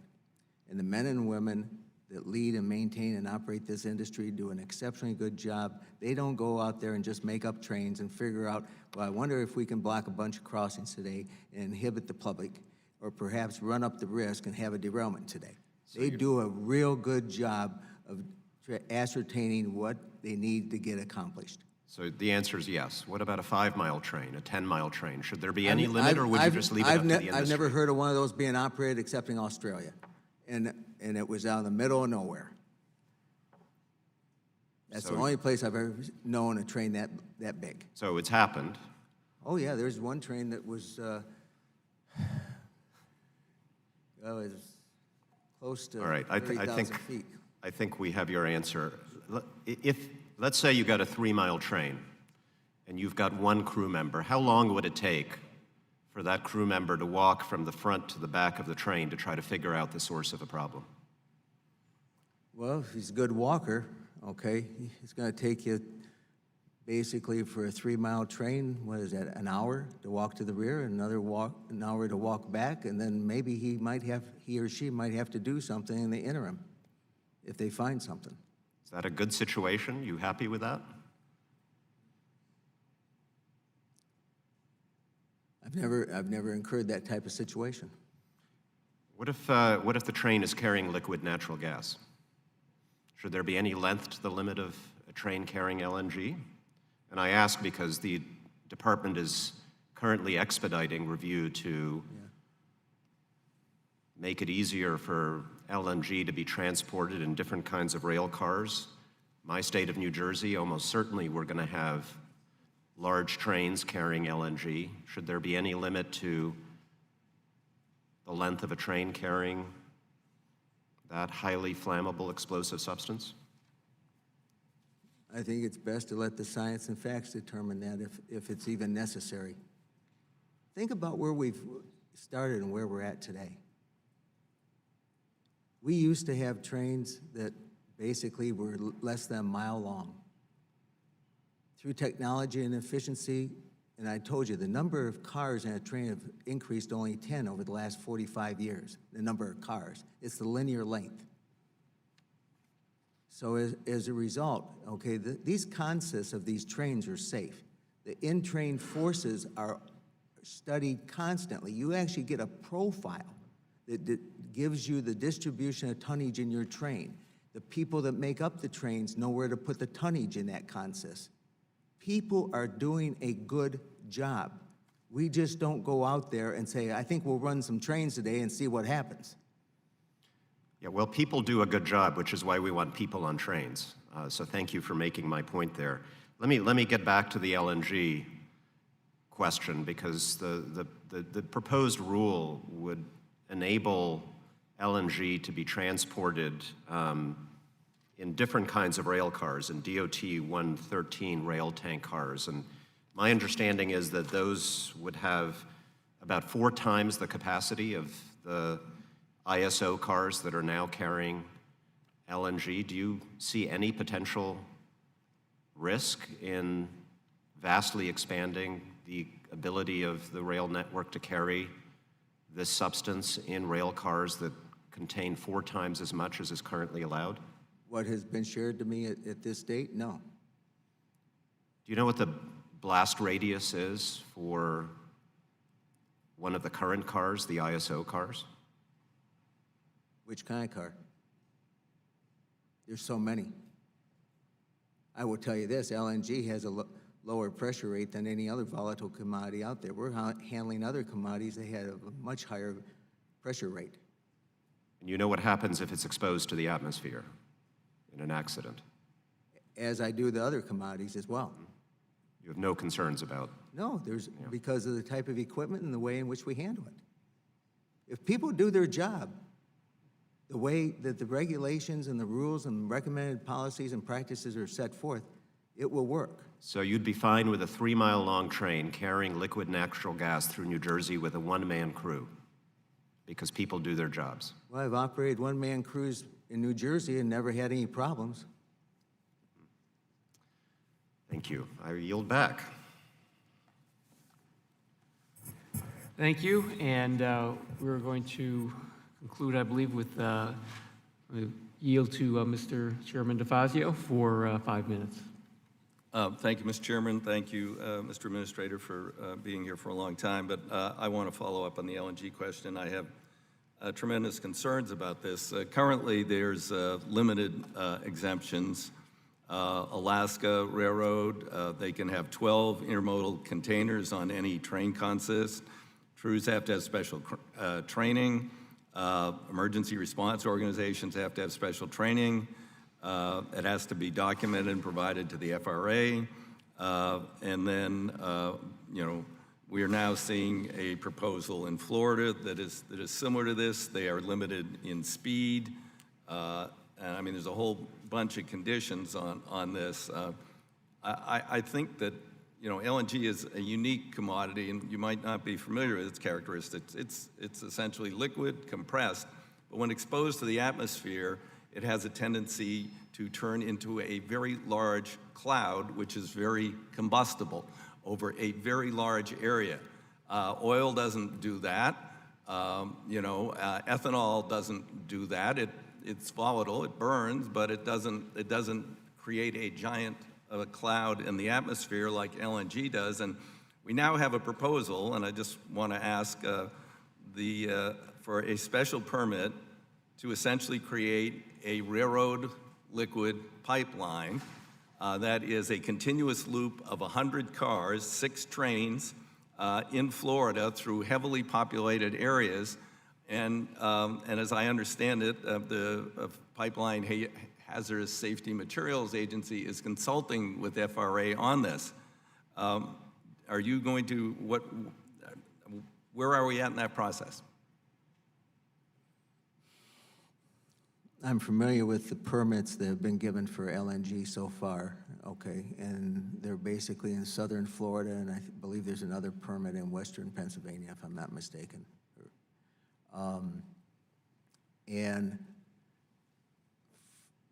from my understanding and conversations with this whole LNG movement, okay, a lot of due diligence is being given to it insofar as making sure that it is nothing less than what we are accustomed to today in the safety of handling hazardous and volatile materials. One of the things that I've been impressed by is what the industry has come to realize in the way of equipment to handle LNG as far as the tank car with the two vessels and the insulation in between, the stub sill that has been designed on both ends. A lot of smart people are doing a lot of good work, making sure that when LNG does get transported on the rails, okay, it will be transported with the least amount of risk, if any, and rely on the people that do their jobs every day to do it safely. Is a 113 car absolutely puncture-proof? Nothing's absolutely puncture-proof in this, nothing. All right. It depends on the circumstances and the incident at the time. Okay, so given that they're not puncture-proof, and we just recently had some ethanol spilled out of cars that were basically supposed to be at least puncture-resistant, let's say. Yes. So 113s are the same, they're puncture-resistant. So, just, again, I would urge you to have your staff, look at the unique characteristics of LNG. I mean, the only thing I can think that's similar in terms of potential fatalities is chlorine, except it doesn't explode, it just poisons people. You have the potential for a massive fireball with just, with one of these cars, let alone multiple cars, being punctured. And I mean, accidents do happen for different reasons. Someone threw a switch when they shouldn't throw the switch. Things have happened. And I just think that we really should think multiple times before we start allowing, 100-car, trains, 6 a day, operating continuously in a very heavily populated state. And that's, the best I can do. And just to, one last point, and which is, you were involved in withdrawing the rule, is that correct, on two-person crews? Oh, definitely. Okay, but you said earlier that you had talked to a former administrator, I don't think you gave a name, about that issue when you were working for the railroad industry, is that correct? Yes, sir. Well, my understanding is discussing a rule does not meet the 2-year exemption, that you would be permanently recused from being involved in that issue. Have you consulted with counsel? It was long before that. Okay, it was not the immediate prior administrator. It was, I'd have to look on a calendar. I'm going to say it was probably 2013, 2014. The rule hadn't even been proposed. And I was being very candid and honest with you. But the short of it is, I sit here before you, and I'll look to anybody and say, let's just do what's right and rely on the people that know what to do is best. And we'll figure it, they will figure it out. We won't, they'll figure it out. Well, the problem is, as I said in my earlier statement, is that Wall Street is setting the terms and pressuring executives and they aren't concerned about safety. That's an external diseconomy to them. Their annual or monthly or quarterly profits are what is being watched by Wall Street. Only if there's an absolutely catastrophic accident, the bank stops a railroad, will they care about it, but short of that, they don't give a damn. And that's my concern, that the pressures are being exerted in ways that is going to jeopardize safety. It's just, I mean, the questions we're asking about the Boeing 737 MAX may come to that same conclusion. So, pressures to get market share, to market products, to drive up the stock price so you get a bonus, or whatever, those are not things that lead to safety concerns. In any case, I guess we're going to disagree, but I think the industry has changed a lot very quickly since you worked there. Thank you, Mr. Chairman. Thank you, Chairman DeFazio. I'd like to thank Administrator Batory for your testimony today. You are now dismissed, and we'll call up the second witness panel. The panel of witnesses, thank you very much. The second panel will come up.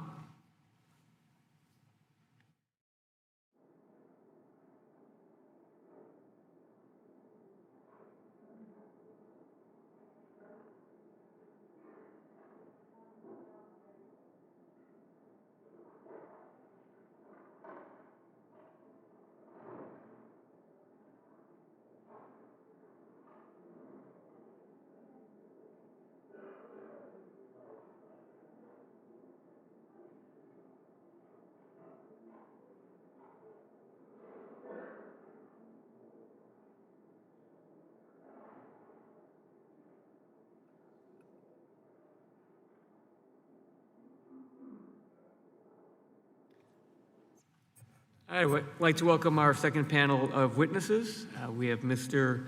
Dennis R. Pierce, President of the Brotherhood of Locomotive Engineers and Trainmen, Mr. John Prevasic, President of Smart Transportation Division, Mr. Jerry C. Bowles, the President of the Brotherhood of Railroad Signalmen, Mr. Andrew W. Sandberg, Assistant to the President, Directing General Chairman, District Lodge 19 of the International Association of Machinists and Aerospace Workers, Mr. William Gonzalez, President, Amtrak Police Fraternal Order of Police Labor Committee, and Mr. Ian Jeffries, the President and CEO of the Association of American Railroads. I want to thank you all for being here today. I look forward to your testimony. Without objection, our witnesses' full statements will be included in the record. As with the previous panel, since your written testimony has been made a part of the record, the subcommittee requests that you limit your oral testimony to 5 minutes. Thank you for your testimony today. We will begin with Mr. Pierce. Mr. Pierce, you're recognized for 5 minutes. Good morning, Chairman Lipinski, Ranking Member Crawford, and subcommittee members. I appreciate this opportunity to appear this morning, and I thank Chairman DeFazio for inviting me to testify and for his and Ranking Member Graves' leadership of the T&I Committee. My name is Dennis Pierce. By occupation, I am a locomotive engineer. I'm also proud to be the national president of the oldest union in North America, the Brotherhood of Locomotive Engineers and Trainmen. I also serve as president of the Teamsters Rail Conference. We were asked what the state of the rail workforce is. I must unfortunately report to you that while rail worker productivity has never been better, and Class 1 railroads have enjoyed multi-billion-dollar profits for many years, employment levels are headed in the other directions with thousands of rail employees furloughed. Some of this is due to modest downturn in traffic. More is undoubtedly due to deployment of certain technologies. But the most serious threat to the workforce, at least in the short term, is the industry's fascination with precision scheduled railroading, or PSR. You've heard the stories already. It's asset maximization. This means the loss of jobs for union-represented employees, but there are ways that it also impacts those employees who remain. For our perspective, the vast majority of engineers and conductors are on-call employees. They must report to work with as little as 90 minutes notice, and they rely on train lineups to protect their work starts. PSR has all but eliminated many of the jobs of the employees who manage and update train lineups and who balance the crews when traffic is not even, leaving a predictable work start at an all-time low. Add that many carriers have implemented draconian attendance policies, forcing employees to report to work even when not fully rested due to this poor predictability. Forcing employees to work fatigued in order to avoid discipline endangers both the workforce and the general public. Ironically, Congress mandated fatigue mitigation programs in 2008, but FRA has yet to finalize those regulations. We would ask that this committee act to ensure that meaningful steps are taken by FRA to mitigate fatigue as Congress commanded 11 years ago. Equally concerning is FRA's refusal to address the ever longer trains that are a cornerstone of PSR. With the increased use of locomotives distributed throughout the train, controlled via telemetry, a single engineer is responsible for controlling and operating trains that are several miles long. This push for longer trains with fewer crews has reached a breaking point. The limits of the telemetry that allows an engineer to control the rear-end device on a long train from the head end have been exceeded, and in-train communication losses are becoming commonplace.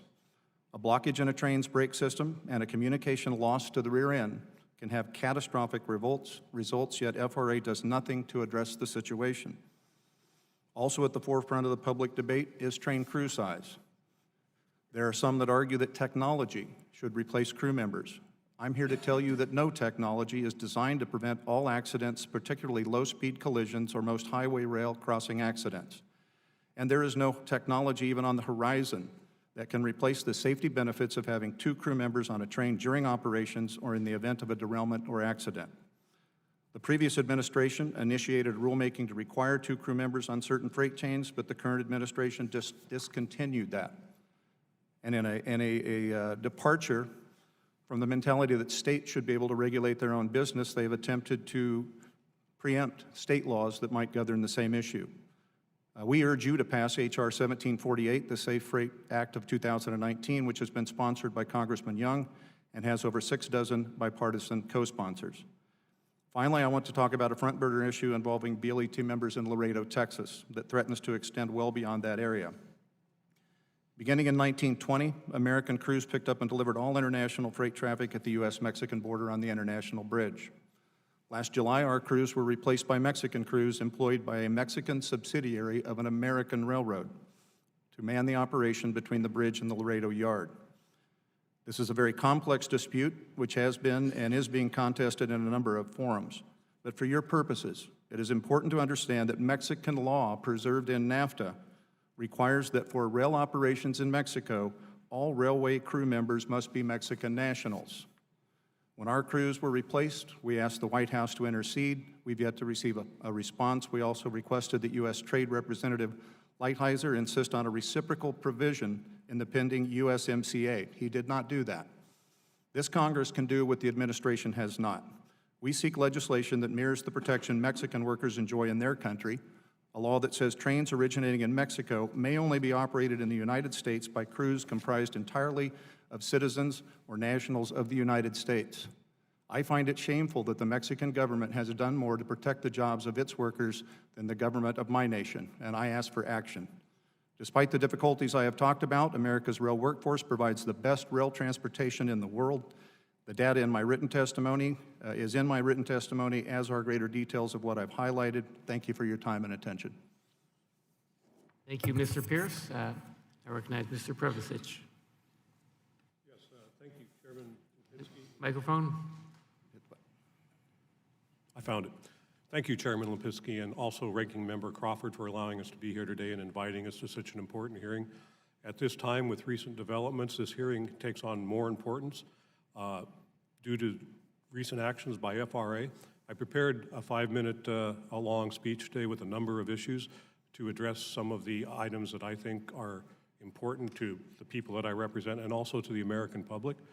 But after hearing testimony from the first panel this morning, I've dispensed with those prepared comments on 5 minutes because I believe there are 2 issues that have risen that need extra attention, and I think you deserve a different perspective on those issues. And to begin, I'd like to address FRA and its, apparently to me, abdication of its oversight responsibilities with respect to a number of issues. And I'm going to go back a little bit in history. In 2008, Congress passed the Rail Safety Improvement Act. It was a very large piece of legislation. It had a lot of ramifications, including positive train control and others. Since that time, we're talking over a decade later, there were mandates in that law requiring certain fatigue pilot projects and issues that would address the welfare and working conditions of the nation's railroad workers. FRA has not yet implemented any of those provisions. We have a list, it's contained in my written submission, I'd ask you to review it, showing exactly how FRA has abandoned those conditions which are most important to us who work on the railroad. And I too am a railroad worker. I started out on the railroad doing the work of being both brakeman, conductor, locomotive engineer. I'm now the president of the largest rail labor union in North America. I know about this business, I know what I'm talking about. And FRA's decision to abandon the railroad workers and the safety of the American public is devastating to me personally and to the people that I represent. In addition to the 2008 RSIA mandates that were never implemented, we have a number of other issues. One is the Mexican issue with crews coming across the border into our country that my colleague, Mr. Pierce, has already referenced. I'd like to comment on that in a brief fashion, and that is, despite what you heard this morning, despite what you will hear from any industry representative, those crews are not certified to the American standard. The oversight that goes to certification of conductors and locomotive engineers in this country cannot be extended to those people. What we have done here is the FRA has accepted industry comments that don't worry about it. We're doing the same thing there that we do here. FRA has no opportunity for oversight. They can only take the word of the railroads, and the railroads have proved historically that they cannot self-regulate in the safety arena without oversight from the federal government. And I encourage all of you, all of Congress, to take a look at that very important issue. Beyond that, one of the most important things that we're talking about today is the two-person crew.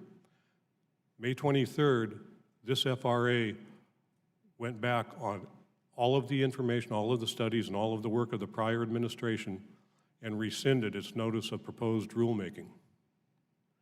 Rescinded the notice that was going to guarantee a certain minimum level of staffing for trains carrying hazardous materials 3 miles long, technology not yet in place to diminish or displace any of the crew staffing people that are already there. And we've heard something about collective bargaining, that it should be left to the Railway Labor Act. We're good at negotiating under the Railway Labor Act. We know how to do that. However, minimum safety standards cannot be negotiated to the degree that it needs to be overseen by the regulatory agency tasked with safety on the nation's rail industry. We cannot replace it with collective bargaining. The conditions of the financial considerations contained in collective bargaining, the avenue for coming to a conclusion should the parties disagree, none of that lends itself to a satisfactory conclusion of rail safety. It does not belong in the collective bargaining arena. Going beyond that, I want to talk for a brief moment about precision railroading. It is exactly what we've heard already today. It has nothing to do with precision anything. What it is hedge fund investors moving into an industry that was well operated, well funded, and well maintained, and harvesting money that should be going to future operations, capital improvements, investing in the industry, and putting it into this month's bottom line, lowering their operating ratios by reducing staffing and operations to the point that customer service is impacted, railroad worker safety is impacted. We now are doing more with less. We take a 3-mile-long train, we put 2 people on there, task saturated with all that they have to do in moving that train from point A to point B. And in addition to that, we reduce staffing levels to the point that those people have to come to work whether they're sick, whether they're fatigued, whether they're tired. It doesn't matter. The requirements are there that should they violate some recently enacted availability policy on all of the major railroads, they run afoul of the rules, they get disciplined, they get charged, and they end up coming to work when they're tired, when they should be home resting, either resting from work or recovering from illness. Instead, they're forced to go to work, and they don't even know when that call is going to come. We've asked the industry time and again to modify their operations to give us a 10-hour call. They refuse to do so. We propose that Congress take a look at the hours of service, make certain modifications. Right now, we get 10 hours off after we get off work. That's good. We need 10 hours notice before we go to work. There's no way you can be rested at 3 o'clock in the morning if you don't know whether you're going at 11 p.m. or 7 a.m. You have to know advance notice when you're going to work. That doesn't occur in the industry today, with very little exception, and I think it's a subject worthy of Congress's attention. I think I may have exceeded my time. Thank you very much again, and I appreciate this opportunity. Thank you, Mr. Prevasic. Chair will now recognize Mr. Bowles. Thank you, Mr. Chairman and the ranking member, for the invitation to testify. Good morning, honorable members of the subcommittee. My name is Jerry Bowles. I'm the president of the Brotherhood of Railroad Signalmen. Our members are primarily responsible for the maintenance and installation of signal systems across the nation. It is imperative to understand that the issues reflected in my testimony affect not only our members, but also the general public. One of the most important topics affecting these groups is positive train control. PTC is a much needed and overdue reality. As we move forward, it's critical that those who install, monitor, and maintain PTC are properly trained on how the system works and how to troubleshoot issues. Recently, our organization conducted a survey wherein a portion of our membership was asked about their involvement with PTC. Of the members who responded, only 21% believe training to be sufficient. We believe this process can be improved if our members are allowed to be significantly involved with the development of PTC training. Training and education of our members is paramount to the safety of the public. This cannot be allowed to take a back seat to any cost-benefit analysis. We have fought to improve safety for our members and the public through multiple measures and efforts. We work with other rail labor organizations, the FRA, the NTSB, and the railroads to ensure that our craft remains a driving force on safety issues. Our membership fears all of these things and more are at risk with the implementation of precision scheduled railroading, or PSR, as it's become known throughout the industry.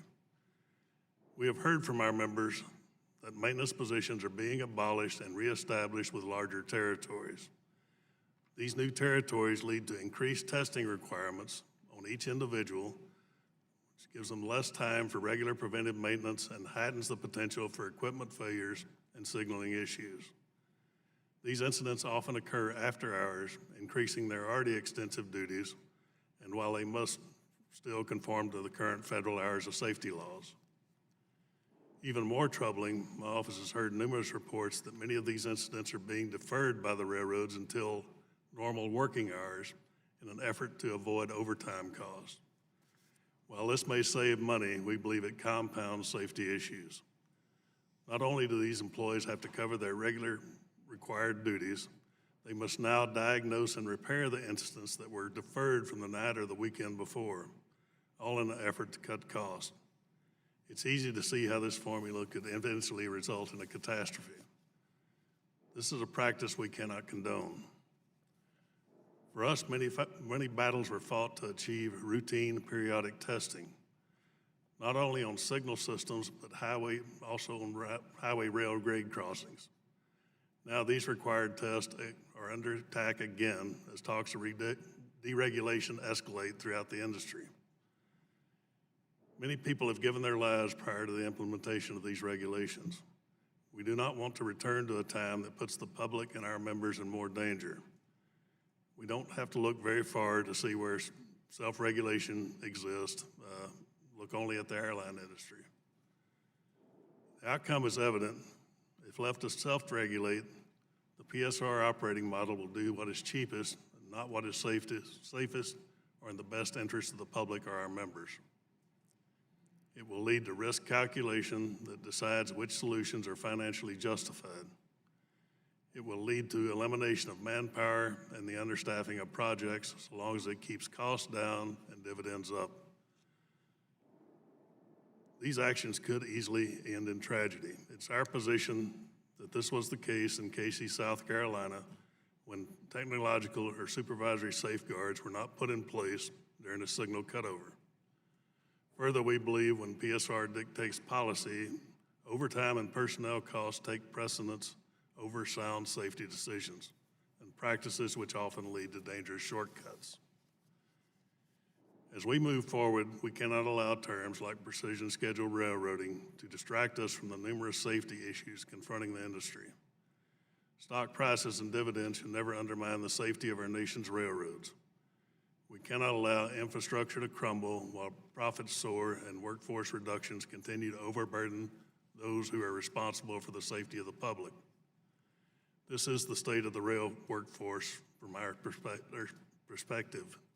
I thank you for the opportunity to testify on behalf of our membership today and truly appreciate the opportunity to provide our perspectives to you. Thank you. Thank you, Mr. Bowles. Chair will now recognize Mr. Sandberg. Good morning, Mr. Chairman Lipinski, Ranking Member Crawford, members of the committee, and thank you for the opportunity to testify today.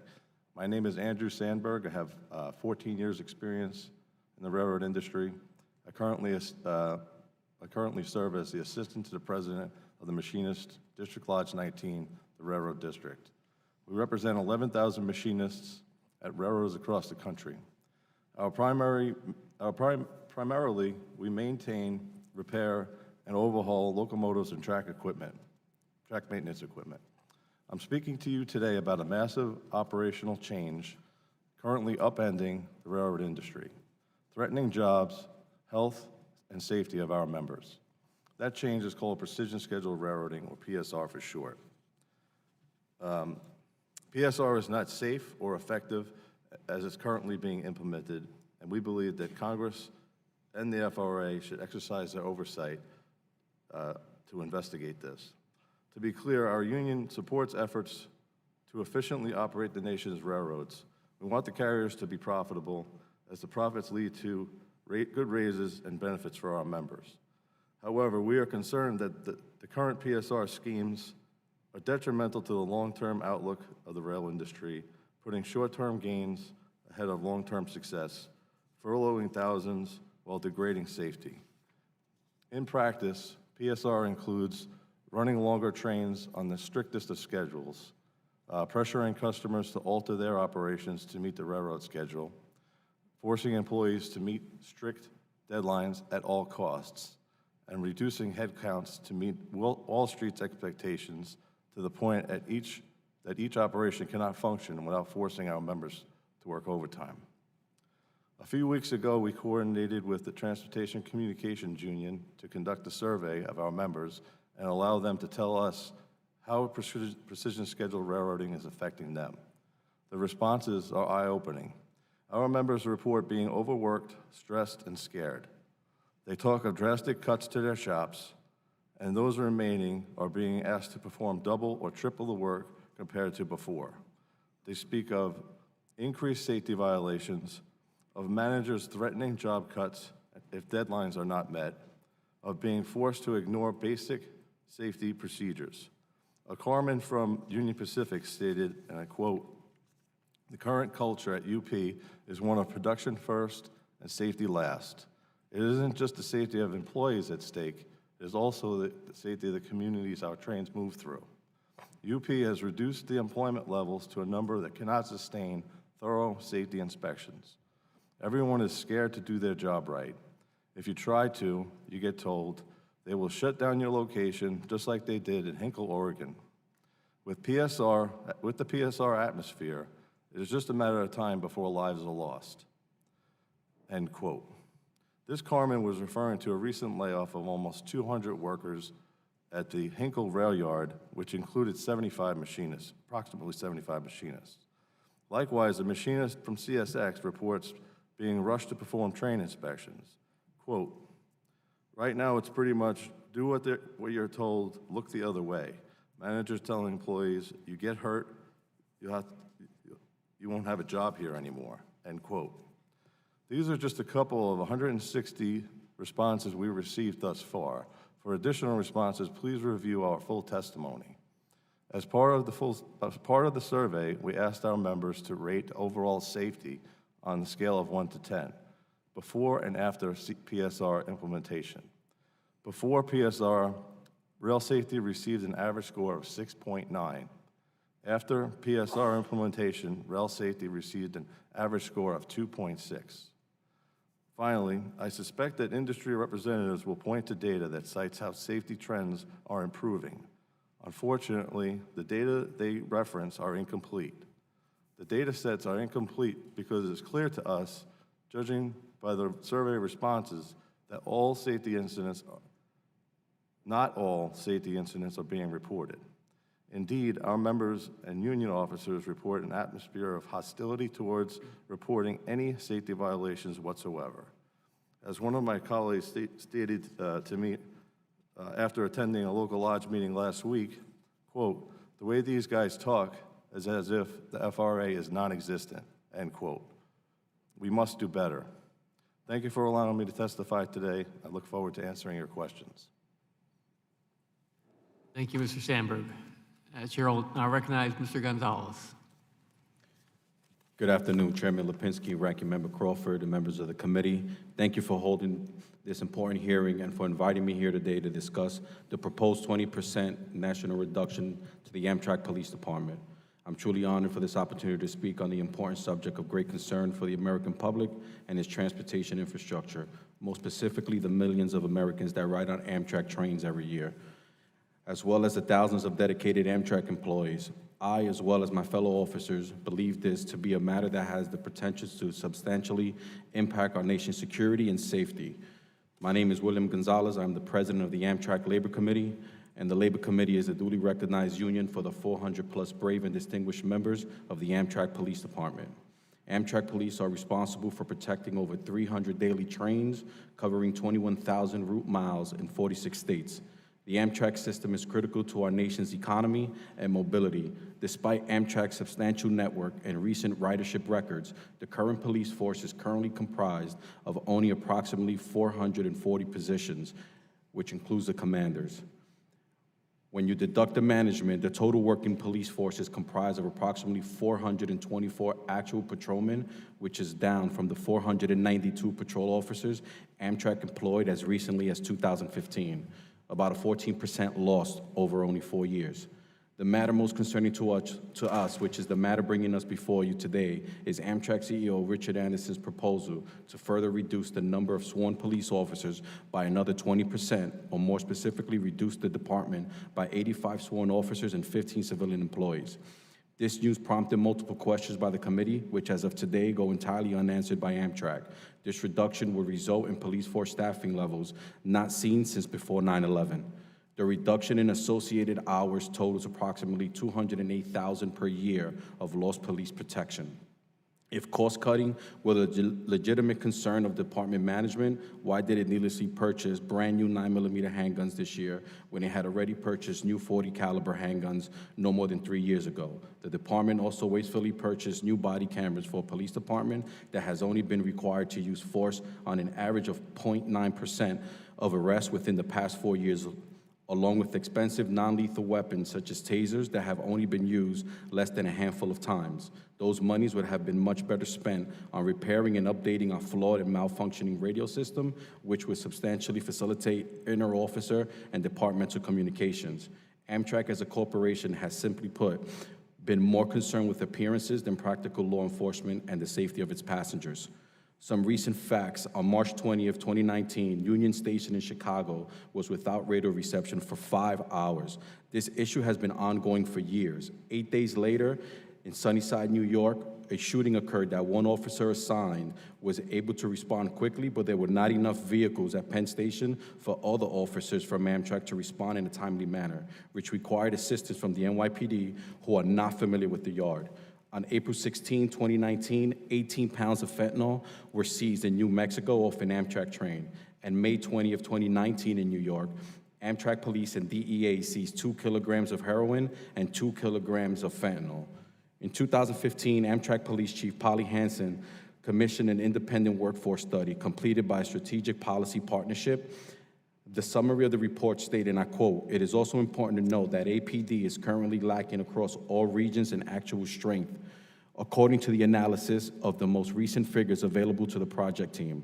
This underscores the importance of streamlining hiring process," end quote. Amtrak's plan will shut down police offices on the Northeast Corridor and possibly around the country. This plan will leave stations, trains, and facilities with less than skeleton staffing. The Amtrak community will be left at risk while placing officers in harmful situations.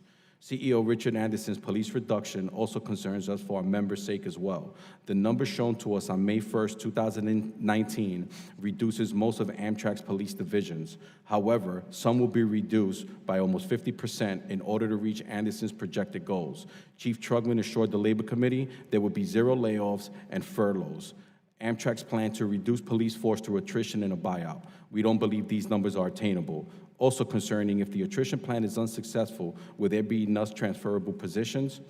How do they plan to reach their reduction goals? We continue to patiently wait for these answers from Amtrak with no response. Also, a major concern is, will Amtrak claim that there isn't enough in their budget for a police department and just make the department disappear? In closing, reducing this police force for any reason is perplexing. We believe Amtrak has a duty to protect its over 30 million passengers and communities it serves, as well as the communities it travels through. It is essential that Amtrak provides a sufficient police force to ensure these responsibilities to the American public.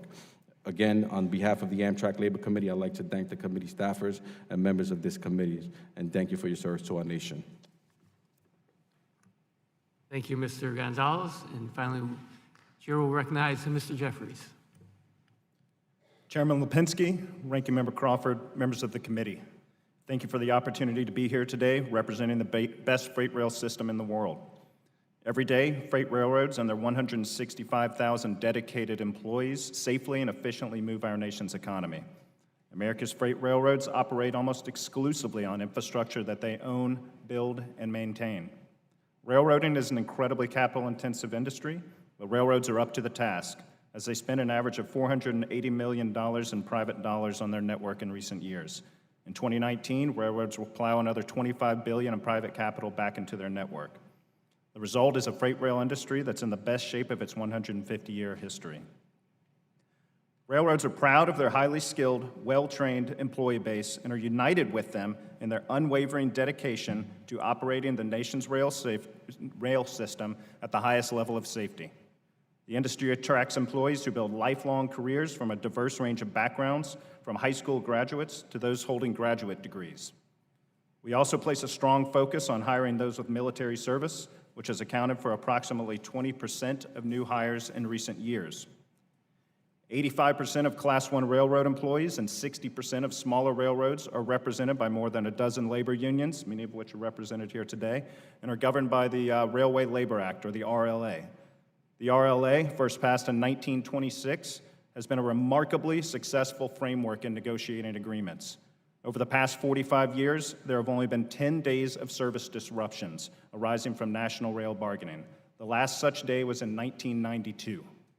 As a whole, the approximately 145,000 represented freight railroad employees are among the most highly compensated among American industries. In 2017, railroad employees earned an average of $125,400 in annual wages and benefits, far surpassing the national average of $76,500 in other domestic industries. Rail healthcare benefits also surpass coverage provided by other industries, with freight railroads providing approximately 90% of an employee's healthcare costs.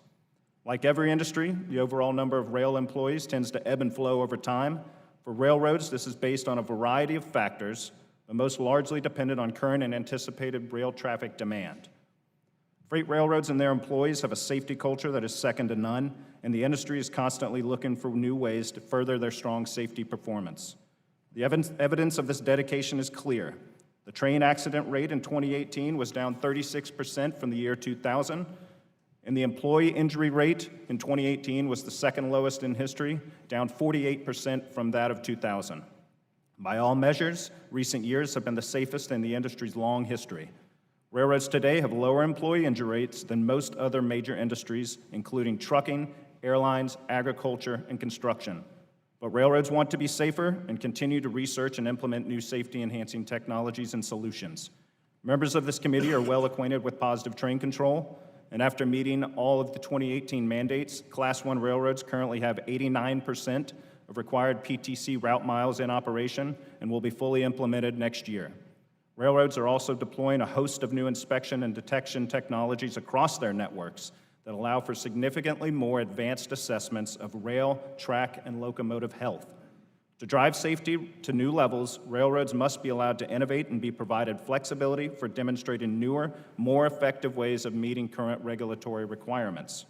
In sum, as America's economy grows, the need to move more freight will grow too. Railroads and their employees must work together to innovate and evolve to maximize and maintain competitiveness to meet these growing demands. Indeed, today's railroads look and operate differently than they did 50 years ago. They're dramatically safer, cleaner, and more efficient. In turn, the railroads of tomorrow will look and operate differently than they do today. Railroads will continue to rely on the skills and dedication of their employees for years to come, and together, we will continue these positive safety trends to new heights into the future. Thank you for your time. Thank you, Mr. Jeffries. We'll now move on to questions. I'll begin by recognizing myself for 5 minutes. So, Mr. Gonzalez, just want to mention that Chairman Fazio and I have led a letter that has gone to Amtrak, CEO Richard Anderson, asking a number of questions about the reduction in police force. It seems like something that, as we are more focused, and Congress has taken action in recent years to be more focused on safety, especially at our train stations, that seems to be going counter to that. So look forward to the questions from Amtrak, and we're going to continue to follow up with Amtrak on the cuts that they are proposing. But thank you for your your service. I wanted to wish that Administrator Batory was still here to be part of this discussion. I wanted to focus on, obviously, safety is what is most important here. The safety of the workers, safety of communities that rail traffic flows through. We have heard about issues, obviously. I'm looking for what Congress can do. We have the two-person crew bill that we have right now. We also heard about FRA having not completed rulemaking on a number of things that they have been required by Congress to do. But I wanted to ask what specifically, especially when it comes to PSR, we've heard stories here about what is being asked of employees, workers, and for freight rail. What should Congress be doing to step in to ensure safety? We've heard concerns, I've heard these about that there's a fear of reporting anything.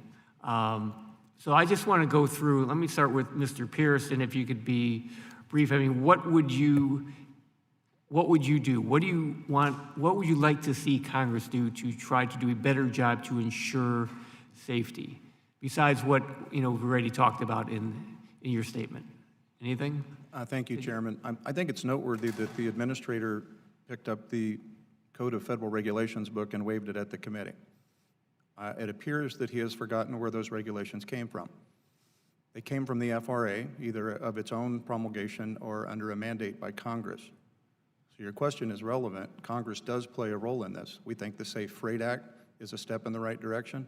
If FRA will not get involved in the safe operation of long trains that affect all of our communities and the ability to safely operate that equipment, like as I said, when they exceed the technology that's in place today, FRA should take an interest, Congress should take an interest.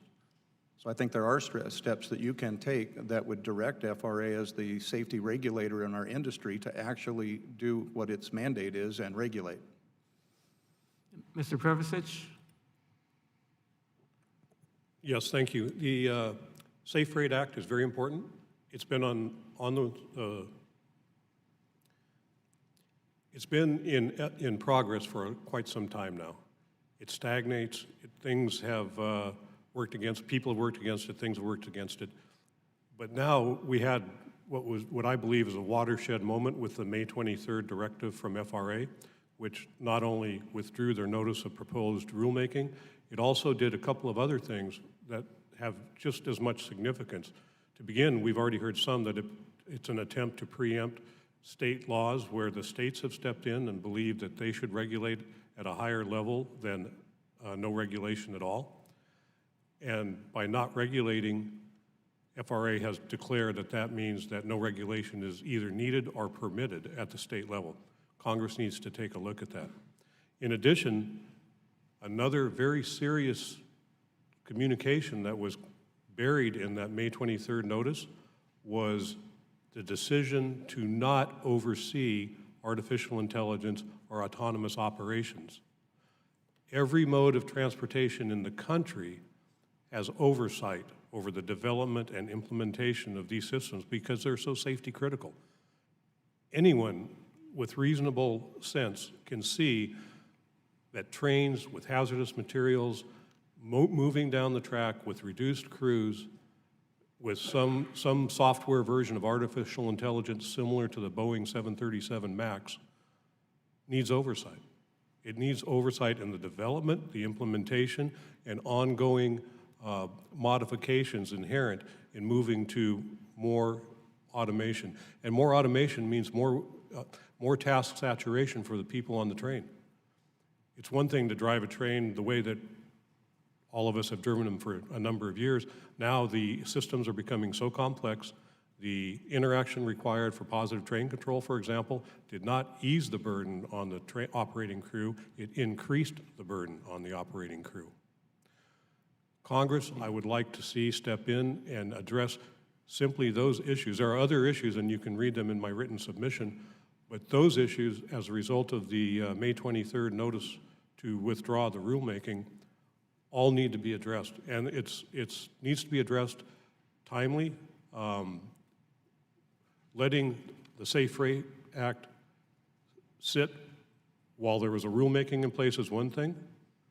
Withdrawing the rulemaking emphasizes the importance of moving forward on these issues by Congress, because FRA has exhibited they're not going to do that.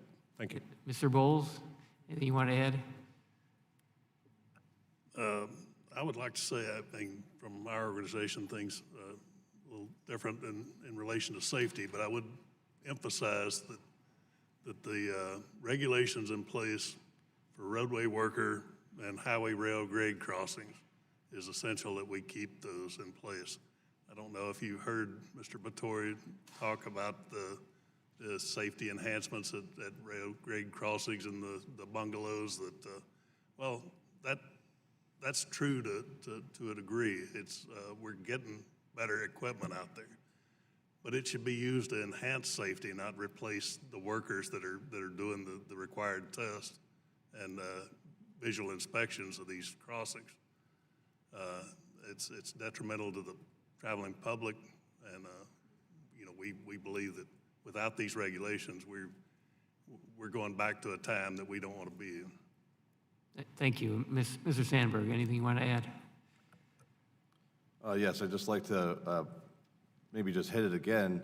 Mr. Pretori mentioned that if, you know, PSR would be essentially safe if the law was followed, and that's what we think that Congress can do, is get the FRA to enforce the law, enforce what their regulations are. And part of the what's happening with our membership is they're working. One person is working on a ship by themselves, being required to do the work of a number of people, sometimes 3 or 4 people, and this is what's causing them to have issues at work, being forced, like I said, 12 or 16 hours a day to work, plus, you know, to do work that's not familiar to them, that they've never been trained on, but they're now required to do it because the workers that used to do it are now furloughed. Thank you. So, well, I'm way over time here, so with that, I will yield back, and I will yield to Mr. Crawford. You can, since I took 8.5 minutes, if you want that much time, you can have it. Probably won't use 8 minutes, but we'll get started anyway. Mr. Jeffries, if you would, can you outline what some of the railroad's capital expenditure priorities are? Sure. So when it comes to investment back into the network, maintenance is always first, because you've got to maintain what you have to make sure it's operating at the highest level. And I am certainly proud to say that the network is in phenomenal shape, the best in its history, as I mentioned in my opening statement. And then you're looking at CapEx, expansion, et cetera. Another place railroads are devoting significant resources, and I mentioned in my written statement, safety advancing technologies. We're deploying a suite of detection units, inspection units that are significantly more sensitive than traditional ways of doing things, that have the ability to look inside a track, for example, to identify areas of potential fatigue before they become problems. And you know, we believe that makes sense. And when we're talking about the regulatory scheme, you know, we're really talking about regulatory modernization. If there are new, more sensitive, more safety advancing methodologies of achieving regulatory mandates, those should be encouraged. And railroads should be given the opportunity to demonstrate those. I'm going to get back to technology here in just a minute. I wonder if you could comment on what some of the factors are that influence railroad staffing numbers. Sure, thank you for that. You know, by and large, you look historically throughout railroads, it's driven by traffic demand. You know, you chart traffic demand against overarching bargained employee employment. It charts pretty closely together. Now, you know, are there going to be areas where that diverges? Absolutely. Have some railroads furloughed employees this year for one reason or another? Yes, there are accounts of that. We also have railroads that are looking to expand their employee base this year. But by and large, it's driven by demand over the long term, and will continue to be so. Let me get back to technology a little bit. Obviously, there have been developments, and they tend to occur at an exponential rate as technology improves. In recent decades, and we've seen a lot of tremendous gains throughout the whole economy, not just in the rail industry. Let me ask you this, can you provide some examples of how technology is being used in the rail industry and the impact that it's having? Absolutely. So, it's obviously penetrating every industry, not only the rail industry, but every industry throughout our economy. And, there are enormous opportunities there, also issues that need to be managed. Positive train control, is a huge issue that's been on the front burner for some years now. I'm proud to say that the industry has achieved almost full operation across its required network. But again, to hit on other technologies out there, track inspection, continuous rail monitoring, locomotive inspection, we're able to gather enormous amounts of data as we're operating right now through our various inspection tools and detection tools to generate an overarching picture of the health of the railroad that in turn can be used using predictive analytics to identify potential trends as they arise, and again, identifying problems before they become problems. And again, that's going to result in a higher level of safety throughout the network. Thank you, I appreciate that.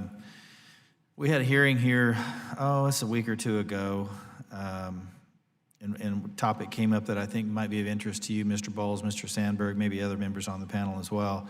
Obviously, as union representatives, I know your primary focus is to protect the well-being of your members. But I'm just wondering how you feel about Chinese state-owned enterprise operating in the United States, particularly one that has won 4 transit contracts in major U.S. cities, been known to manufacture faulty cars, including many that were delivered to Singapore, 2 or 4 original cars delivered in Boston, so not just overseas, but here in the United States. Aside from the quality concerns, the smart car technologies could be used to spy on those operating the cars and passengers riding on the cars. Are you or your membership concerned about either product quality or the ability of Chinese state-owned enterprises to engage in what it really amounts to espionage and monitoring coming and going of passengers and even in freight rail? Either one of you two want to take a crack at that? Yes, I'll do the best I can with the question. That's not really what we're here today to answer, but the fact is that these Chinese companies, or this one Chinese company in particular, has won a lot of bids to make rail cars, to make subway cars for the United States to use. And whether or not they, I think that there's a possibility there for some type of, I think what you're asking is, can they spy on us like that, using those cars, something from them, right? Mm-hmm. Especially if something like that was to be used in this area. Certainly, I think that's definitely a possibility. Oh, it's definitely a possibility, and that's really kind of ancillary to the question. I guess my primary question is to you as an advocate for your membership. Are you concerned about a state-owned entity of China introducing substandard products into the United States market? How does that impact your workers, or your members, your colleagues?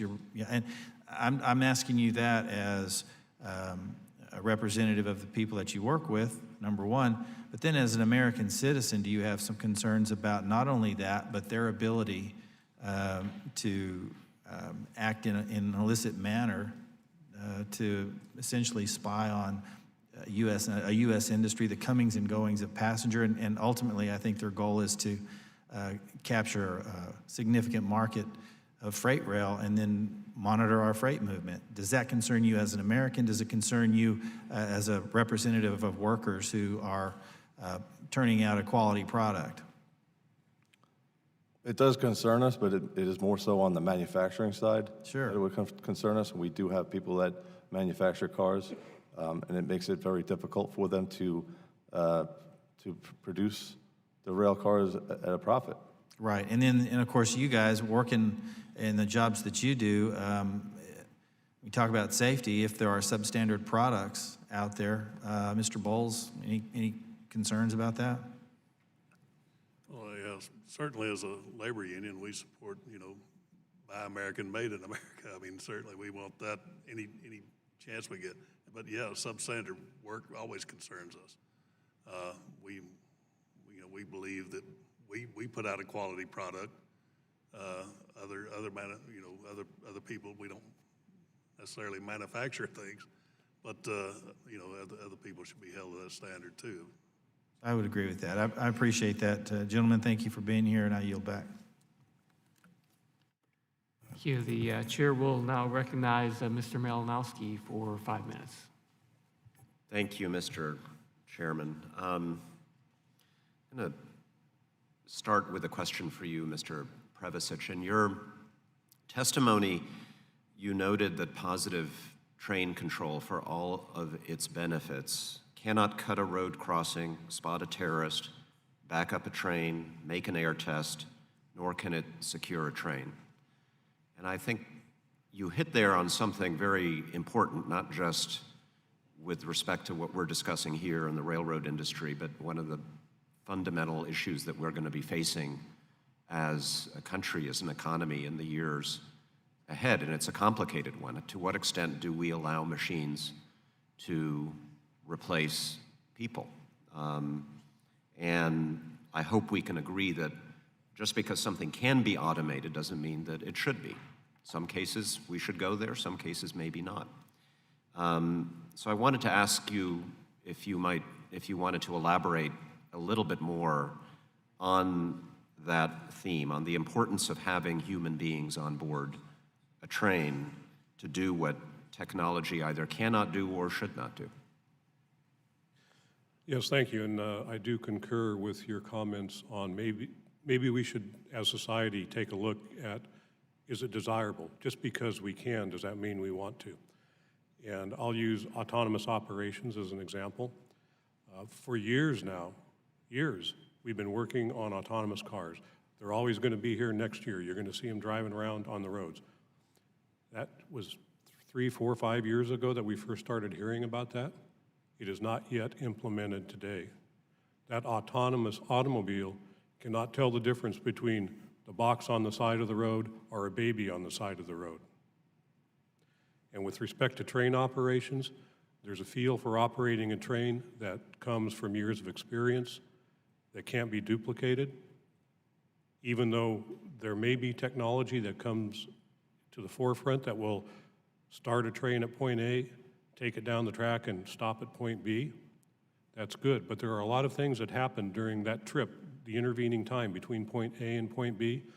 A well-rested operating crew is observing thousands of things. They're handling multitudes of tasks, obligations, and in addition to that, no one has ever successfully explained to me how a train blocking a crossing with the ambulance on one side and the hospital on the other can be either cut itself in two so that the ambulance can get through, or even with one person, how they manage to do that. Just because technology may permit something to happen doesn't mean that we as society need for it to happen. Thank you. You heard my question to Mr. Batory about the 3-mile train and how long it would take a single operator to walk all the way back. What did you think of his answer, that if he's a good walker, maybe in 2 hours he could go back and forth and that's just fine? Is that fine? It's even more complicated than that. It may take 2 hours to walk from one end to the other, but that doesn't account for whatever reason is evident for you making that walk. It doesn't account for doing it in Minnesota in the wintertime, in Arizona in the summertime. It doesn't account for the fact that maybe some work needs to be done partway down the train, if not at the very end of the train. And that work being, let's cut the crossing, for example. Well, one person can't do that. The engineer is up on the head of the train waiting to take direction from his team member, the conductor, who's actually on site doing the work at the location in the train that it needs to be done. It's unreasonable and unworkable to suggest that we're not going to block crossings, that breakdowns and occurrences are never going to happen, and that if they do, either one person or autonomy can handle the situation out there. Operating a train 3 miles long through communities with hazardous materials is a big deal. Yesterday we saw a derailment in Nevada. Someone had the idea that maybe they should put a munitions train onto a regular train that had hazardous materials in it and put empties in the middle. Now, if you know anything about railroading, you don't do that. They did that. It's something that, again, the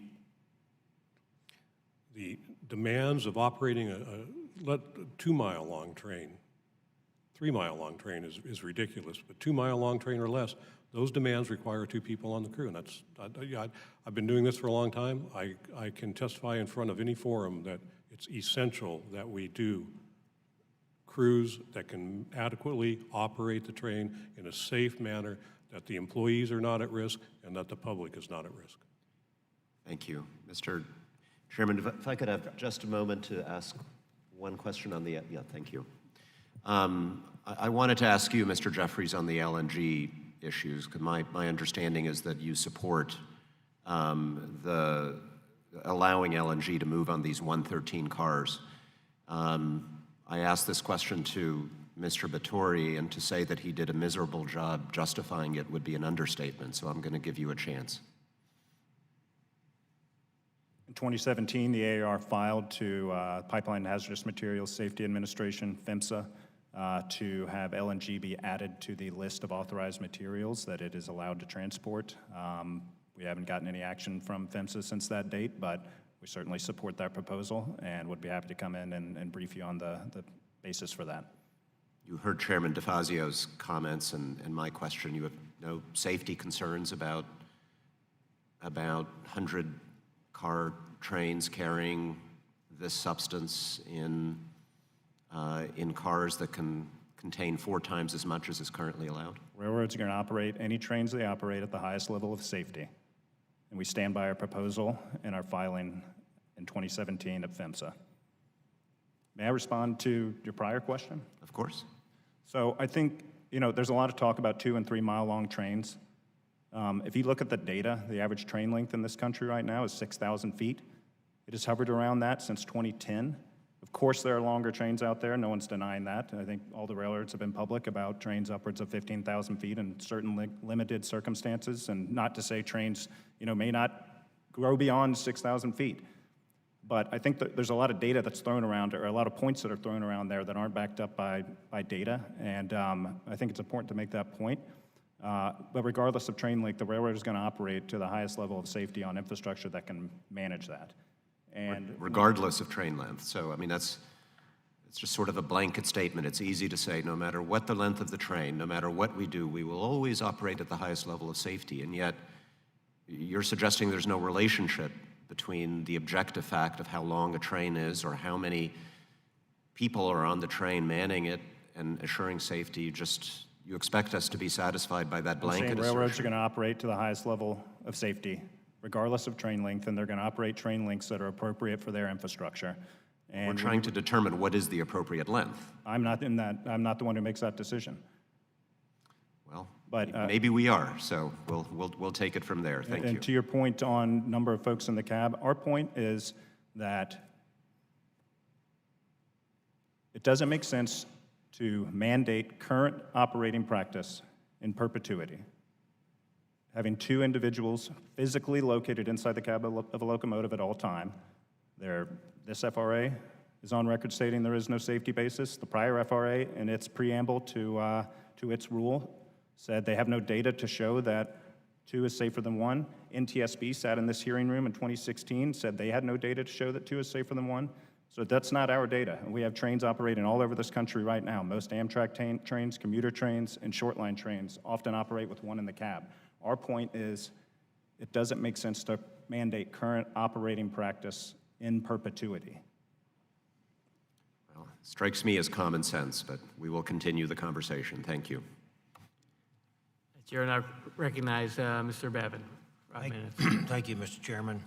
I want to thank everybody for being here. Appreciate your expert witness testimony.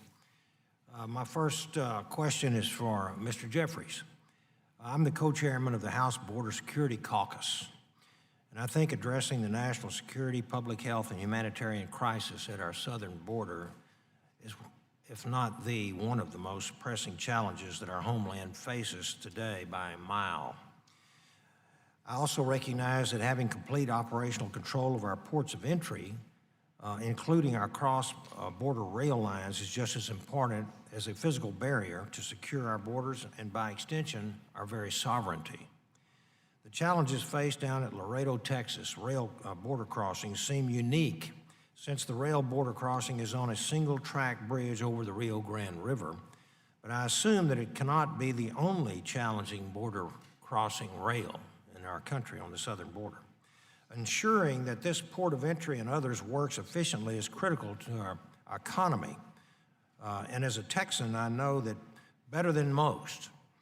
But ensuring that we know exactly who is going back and forth, why they're doing it, how long they will be here, and that they don't pose a threat to American citizens is absolutely essential for our national security. What are your thoughts on how we can improve on both? Sure, absolutely. Thank you for that question. So you're right, the situation at the border, on the southern border in Laredo is unique on the southern border. There are, I believe, 6 ports of entry at the northern border that have had similar situations for about 20, 25 years, during which a Canadian crew brings the train across the border and then does a crew change once inside the border.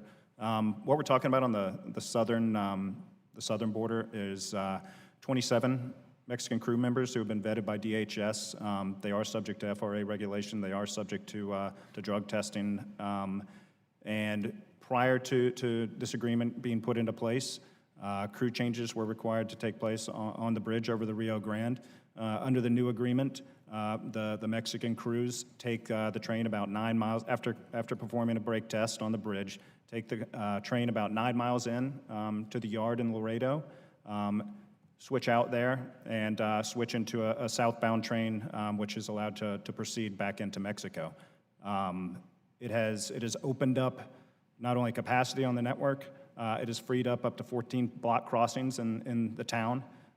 It's our understanding the community is supportive of this, and I should also point out that U.S. jobs have actually been added to in the rail yard because of this, because of the increase in velocity that's occurred. Okay, great. Thank you so much. My next question is for each panelist. You answer it yes or no. In your opinion, have you or your association ever negotiated anything that was unsafe? Mr. Pierce? No. Okay. Mr. Prevish? I'm sorry, would you repeat the question? Have you or your association ever negotiated anything that was unsafe? Yes. The answer is yes. Yes. Okay. Mr. Bowles? No. Mr. Sandberg? I'm not sure, but I would guess that we probably have. That you have, okay. Mr. Gonzalez? No. Okay. Mr. Jeffries? No. Okay. Thank you all very much, and I yield back, Mr. Chairman. Thank you, and now Chair will now yield 5 minutes to Ms. Norton. Thank you, Mr. Chairman. This is really not my question, but Mr. Jeffers, I have to correct the record. He said that one person, that the FRA had found that one person was as safe as the one-person crew was as safe as two-person crew. But I had earlier quoted from 2016 NPRM FRA that the agency has studies showing the benefits of a second crew member and other information studies and other information detailing the potential safety benefits of multi-person crews. In addition, qualitative,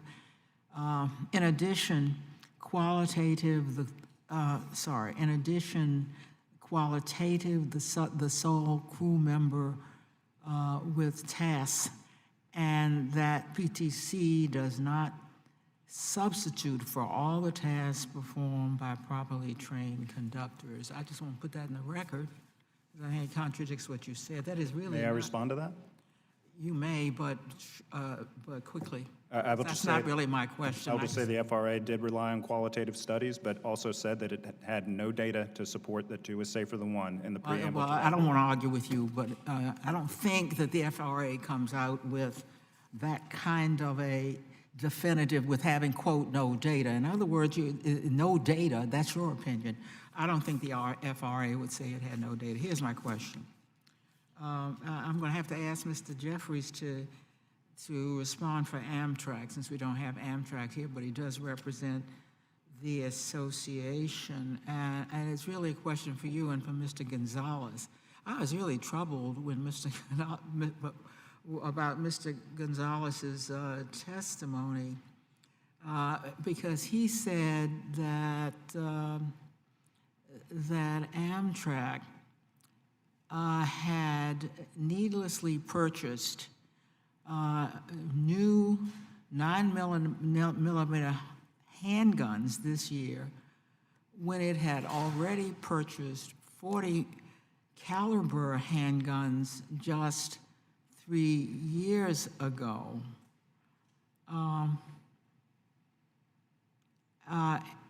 In light of the cost-cutting measures that Amtrak is experiencing, I wonder if you think, Mr. Jeffries, the purchase of handguns so soon after having purchased them reflects the priority of the industry. Congresswoman, I have to admit, I'm not educated on the handgun purchase issue. I would be happy to get my associates at Amtrak to come in and brief your staff on that. I just don't have a good read. Better than that, I would like you to submit an answer to my question from your association member, Amtrak, so that we can put it in the record. I'd be glad to. Thank you. And I have to ask Mr. Gonzalez further about that. How often, in your experience, does the police force typically upgrade equipment like handguns? Was that unusual as far as you were concerned? I know when I got hired in 2010, they had issued me an older weapon, and a couple of years after that, that's when they upgraded us for the most recent one. So they put priority. They put priority on purchasing handguns. Not really. As far as I know these new 9mm weapons were a surprise to us, and that was one of our questions: was why are you spending so much money on new weapons when we just recently purchased? Every officer received their own weapon. So yeah, it was received their own weapon. So boy. Yeah. Are there increased safety concerns that require the use of weapons at Amtrak? I need to know, because this is we've never. where Amtrak starts. Sorry, but I think as far as the police department as a whole, I don't know how many shootings we've had for them to upgrade or downgrade for us, because the 40 caliber weapon has a little bit more power than a 9mm, and they decided to go with that. Mr. Jeffries, in the absence of Amtrak, I'd also like you to submit again to the chairman an understanding of this frequent upgrading of handguns, why that's necessary. I know nothing about handguns. Mr. Gonzalez doesn't indicate he does, but when we're looking at safety officers, for example, just their presence increases safety. So somebody over at Amtrak is fascinated with handguns. I have another question for you, Mr. Gonzalez. Impressively, the freight shipments are increasing from 17, according to my information, from 17 or over 17 million tons in 2017 to 24 million tons by 2040. And then we've had a lot of discussion here about workforce versus technology. And I want to go on record to saying I'm not a Luddite. I think there's no question that our country and this Congress has to prepare for the day when technology and machines, just like we had to prepare for the day when we would not be using as much manpower in the future. So I don't want to say that shouldn't happen. I do understand and appreciate the concern for safety that we have heard here from others on the panel. But I must ask, do you see the workforce increasing when we see this extraordinary increase, 17 billion tons to 24 billion tons in, a little over 10 years? Do you see the workforce increasing as well, or do you see employees being replaced by technology with this very substantial increase in business? I absolutely see a major workforce role as we move forward. I mean, you pointed it out. We're going to have a huge increase in demand for freight movements in this country that we're going to be able to need to meet. And it's incumbent upon all of us at this table to work together to figure out the best ways to do that. It may require changing roles at the end of the day. I can't say, but I can say that, this is something we should all be working towards together about how to best meet that demand and serve the economy. Well, is the association working with the concerns we've heard here about safety and technology? We're very interested in the uses of technology, and as I indicated, we don't think anything can be done. Even if we wanted to, you can't stop technology. I mean, I drive a hybrid. I like to drive an automatic car too. So I don't, but I want to know how the industry can address the concerns of the workers so that you don't have this constant concern that it's simply replacement of person for technology. There go the jobs, and there's nothing we can do about it. And to what extent are ongoing discussions going on so that there is agreement?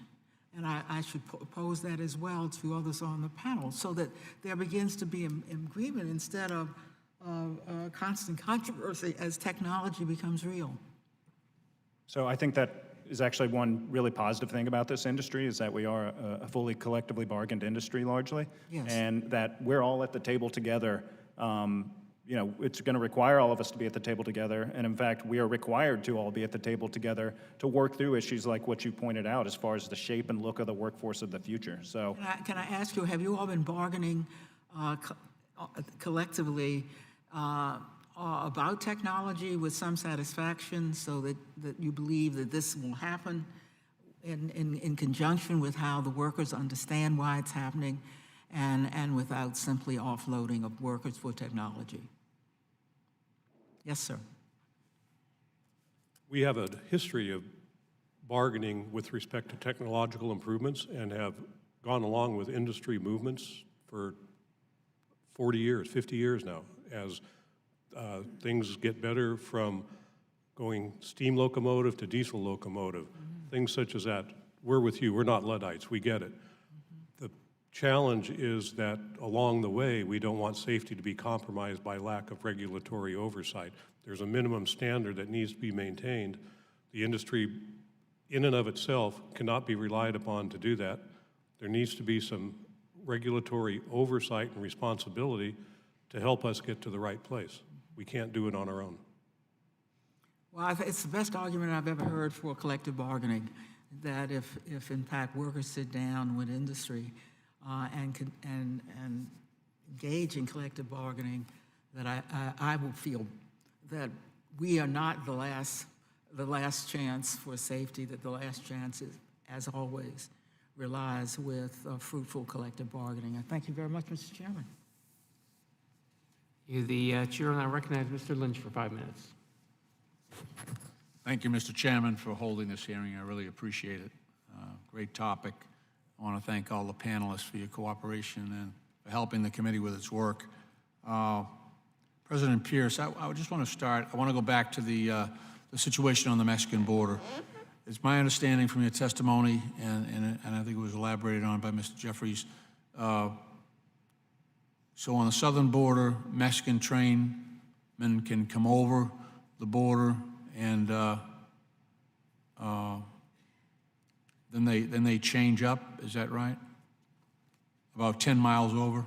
They operate a train across the bridge into the Laredo yard, which is approximately, I think, 9.5 or 10 miles into the States. They then, if there is a train available, get on an outbound train going into Mexico and operate it back across the bridge going south, work that we used to perform.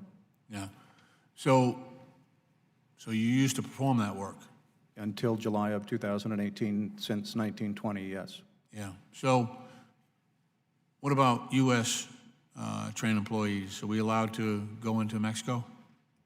No, the original NAFTA language had what's called an annex in it that prohibited American citizens from operating trains in Mexico. It's been in place since NAFTA was adopted. It is also included in what's been called NAFTA 2 going forward at the request of the Mexican government. And we didn't ask for a reciprocal from Mr. Lighthizer and our team. Did we not ask for a reciprocal language so that U.S. workers would be treated the same way? Despite our efforts both with the White House and the Ambassador of Trade, no, it is not included in the current language. That's why we've asked that Congress consider adding it when it comes to your desk. I know that and I'd be happy to sponsor that amendment, by the way, and that legislation to straighten that out. I know you're an international union. You've got the Canadian flag on your logo. So you've got, on the Canadian border, what's the situation there? You got members on both sides, right? You've got members of your union that are in Canada and members of the union here in the United States, is that right? Yes, there's an affiliate of the Teamsters called the Teamsters Rail Conference Canada that represent the rail employees north of the border. They are a sister organization to us. They were previously part of our organization. All of the border crossings on the Canadian side, if there are any cross-border activities, are negotiated. They were not imposed. The parties have come to terms on how those trains would be interchanged on the Canadian border. There was one case where Canadian Pacific attempted to run American crews into Canada 100 miles. That case was arbitrated, and the Canadians won, and that operation was stopped. It is back at the border as it originally was. I see, okay. Mr. Jeffries, in my district, we've had a flurry of derailments. You know, we've got commuter rail operator up there that's had a run of bad luck, I guess. And I want to ask you about PSR and about the impact that might have on capital expenditures or capital investments on the part of some of our operators. We've got an older system, I think, in Massachusetts, in the Boston area. And, we've got a lot of bridges that are deficient. And, we're going to try to address that in this transportation bill coming up. But is there an impact? Is there a drawing off of resources? And, I know that these carriers are all trying to save a buck. Obviously they want to. And by the way, a 6,000-foot train, that'd be over a mile, right? So you'd be operating a train over a mile long, and that's sort of the average. That seems like a long way from, I'm just trying to think, I would say that's been the average for almost 10 years now. Yeah, that's a long way for one person, right? To get out, walk to the end, walk back. I mean, that's a hike. Meanwhile, you got every crossing closed off while you're doing that. And God forbid if it was, natural gas tankers stacked up for a mile. I don't know. Maybe I'm new on this committee, but that seems like a pretty dangerous situation. I'm not so sure that that I agree with Mr. Batory that,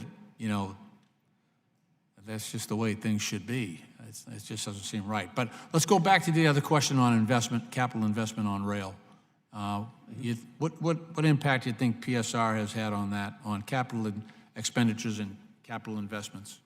So I can tell you in recent years, Class 1s have averaged about $25 billion back into their networks. They're doing that again this year. It's about $480 million a week, private capital back into the networks. I've not heard that, historically, I think railroads average around 17% revenue back into their networks, which is orders of magnitude higher than comparative industries. Look, railroading is a capital-intensive industry. It doesn't matter what kind of operating plan you're running, and each railroad's operating the plan they think works best for it. But the fact of the matter is that there's a lot of maintenance and a lot of capital-intensive requirements out there, and those aren't going away. So I think it's safe to say that that commitment to investment is going to stay. Yeah. Let me just ask you this last question. I'm closing, and I appreciate your indulgence, Mr. Chairman. So train traffic and volume has dropped. I think, 23 weeks in a row. Yeah. And meanwhile, we're dealing with all kinds of truck traffic, and highways are all clogged up. What is do you have any idea what's causing that slack, I guess, in rail traffic? Because volume is down about maybe 8.5%, 10%. So I think if you look at some of the weather events that have occurred throughout the country, throughout the winter, throughout the spring, the Midwest has suffered a number of severe events. Those are going to impact the ability of freight to move. I will say that, you know, the railroads and their employees do a phenomenal job of getting their systems back up and running, but that's certainly impacted ag movements. Trade issues certainly don't help, uncertainty about trade. You know, 42% of our goods are international movements or based on international movements, so we want free, fair, positive trade deals and want goods to flow. So, you know, it's a contributing factors out there, but, you know, the freight will come back and we'll be We able hope to so. move it. All right. Thank you for your indulgence, Mr. Chairman. I yield back. Thank you. Thank you, Mr. Lynch. I would like to thank all the witnesses for your testimony today. I ask unanimous consent that the record of today's hearing remain open until such time as our witnesses have provided answers to any questions that may be submitted to them in writing. And unanimous consent that the record remain open for 15 days for any additional comments and information submitted by members or witnesses to be included in the record of today's hearing. And without objection so ordered, and before I conclude, I just want to say it's critical that these are important issues, as we've heard here, and our freight railroad system is the envy of the world. We need to make sure that it remains that way, and most importantly, remains safe. And so that's what we are here for. That's what Congress's committee is committed to doing, and we're going to continue to look at these issues and act where we believe it's necessary for us to step in to help maintain that safety. So again, thank you for your testimony. That the subcommittee stands adjourned. I gotta get a better, there we go.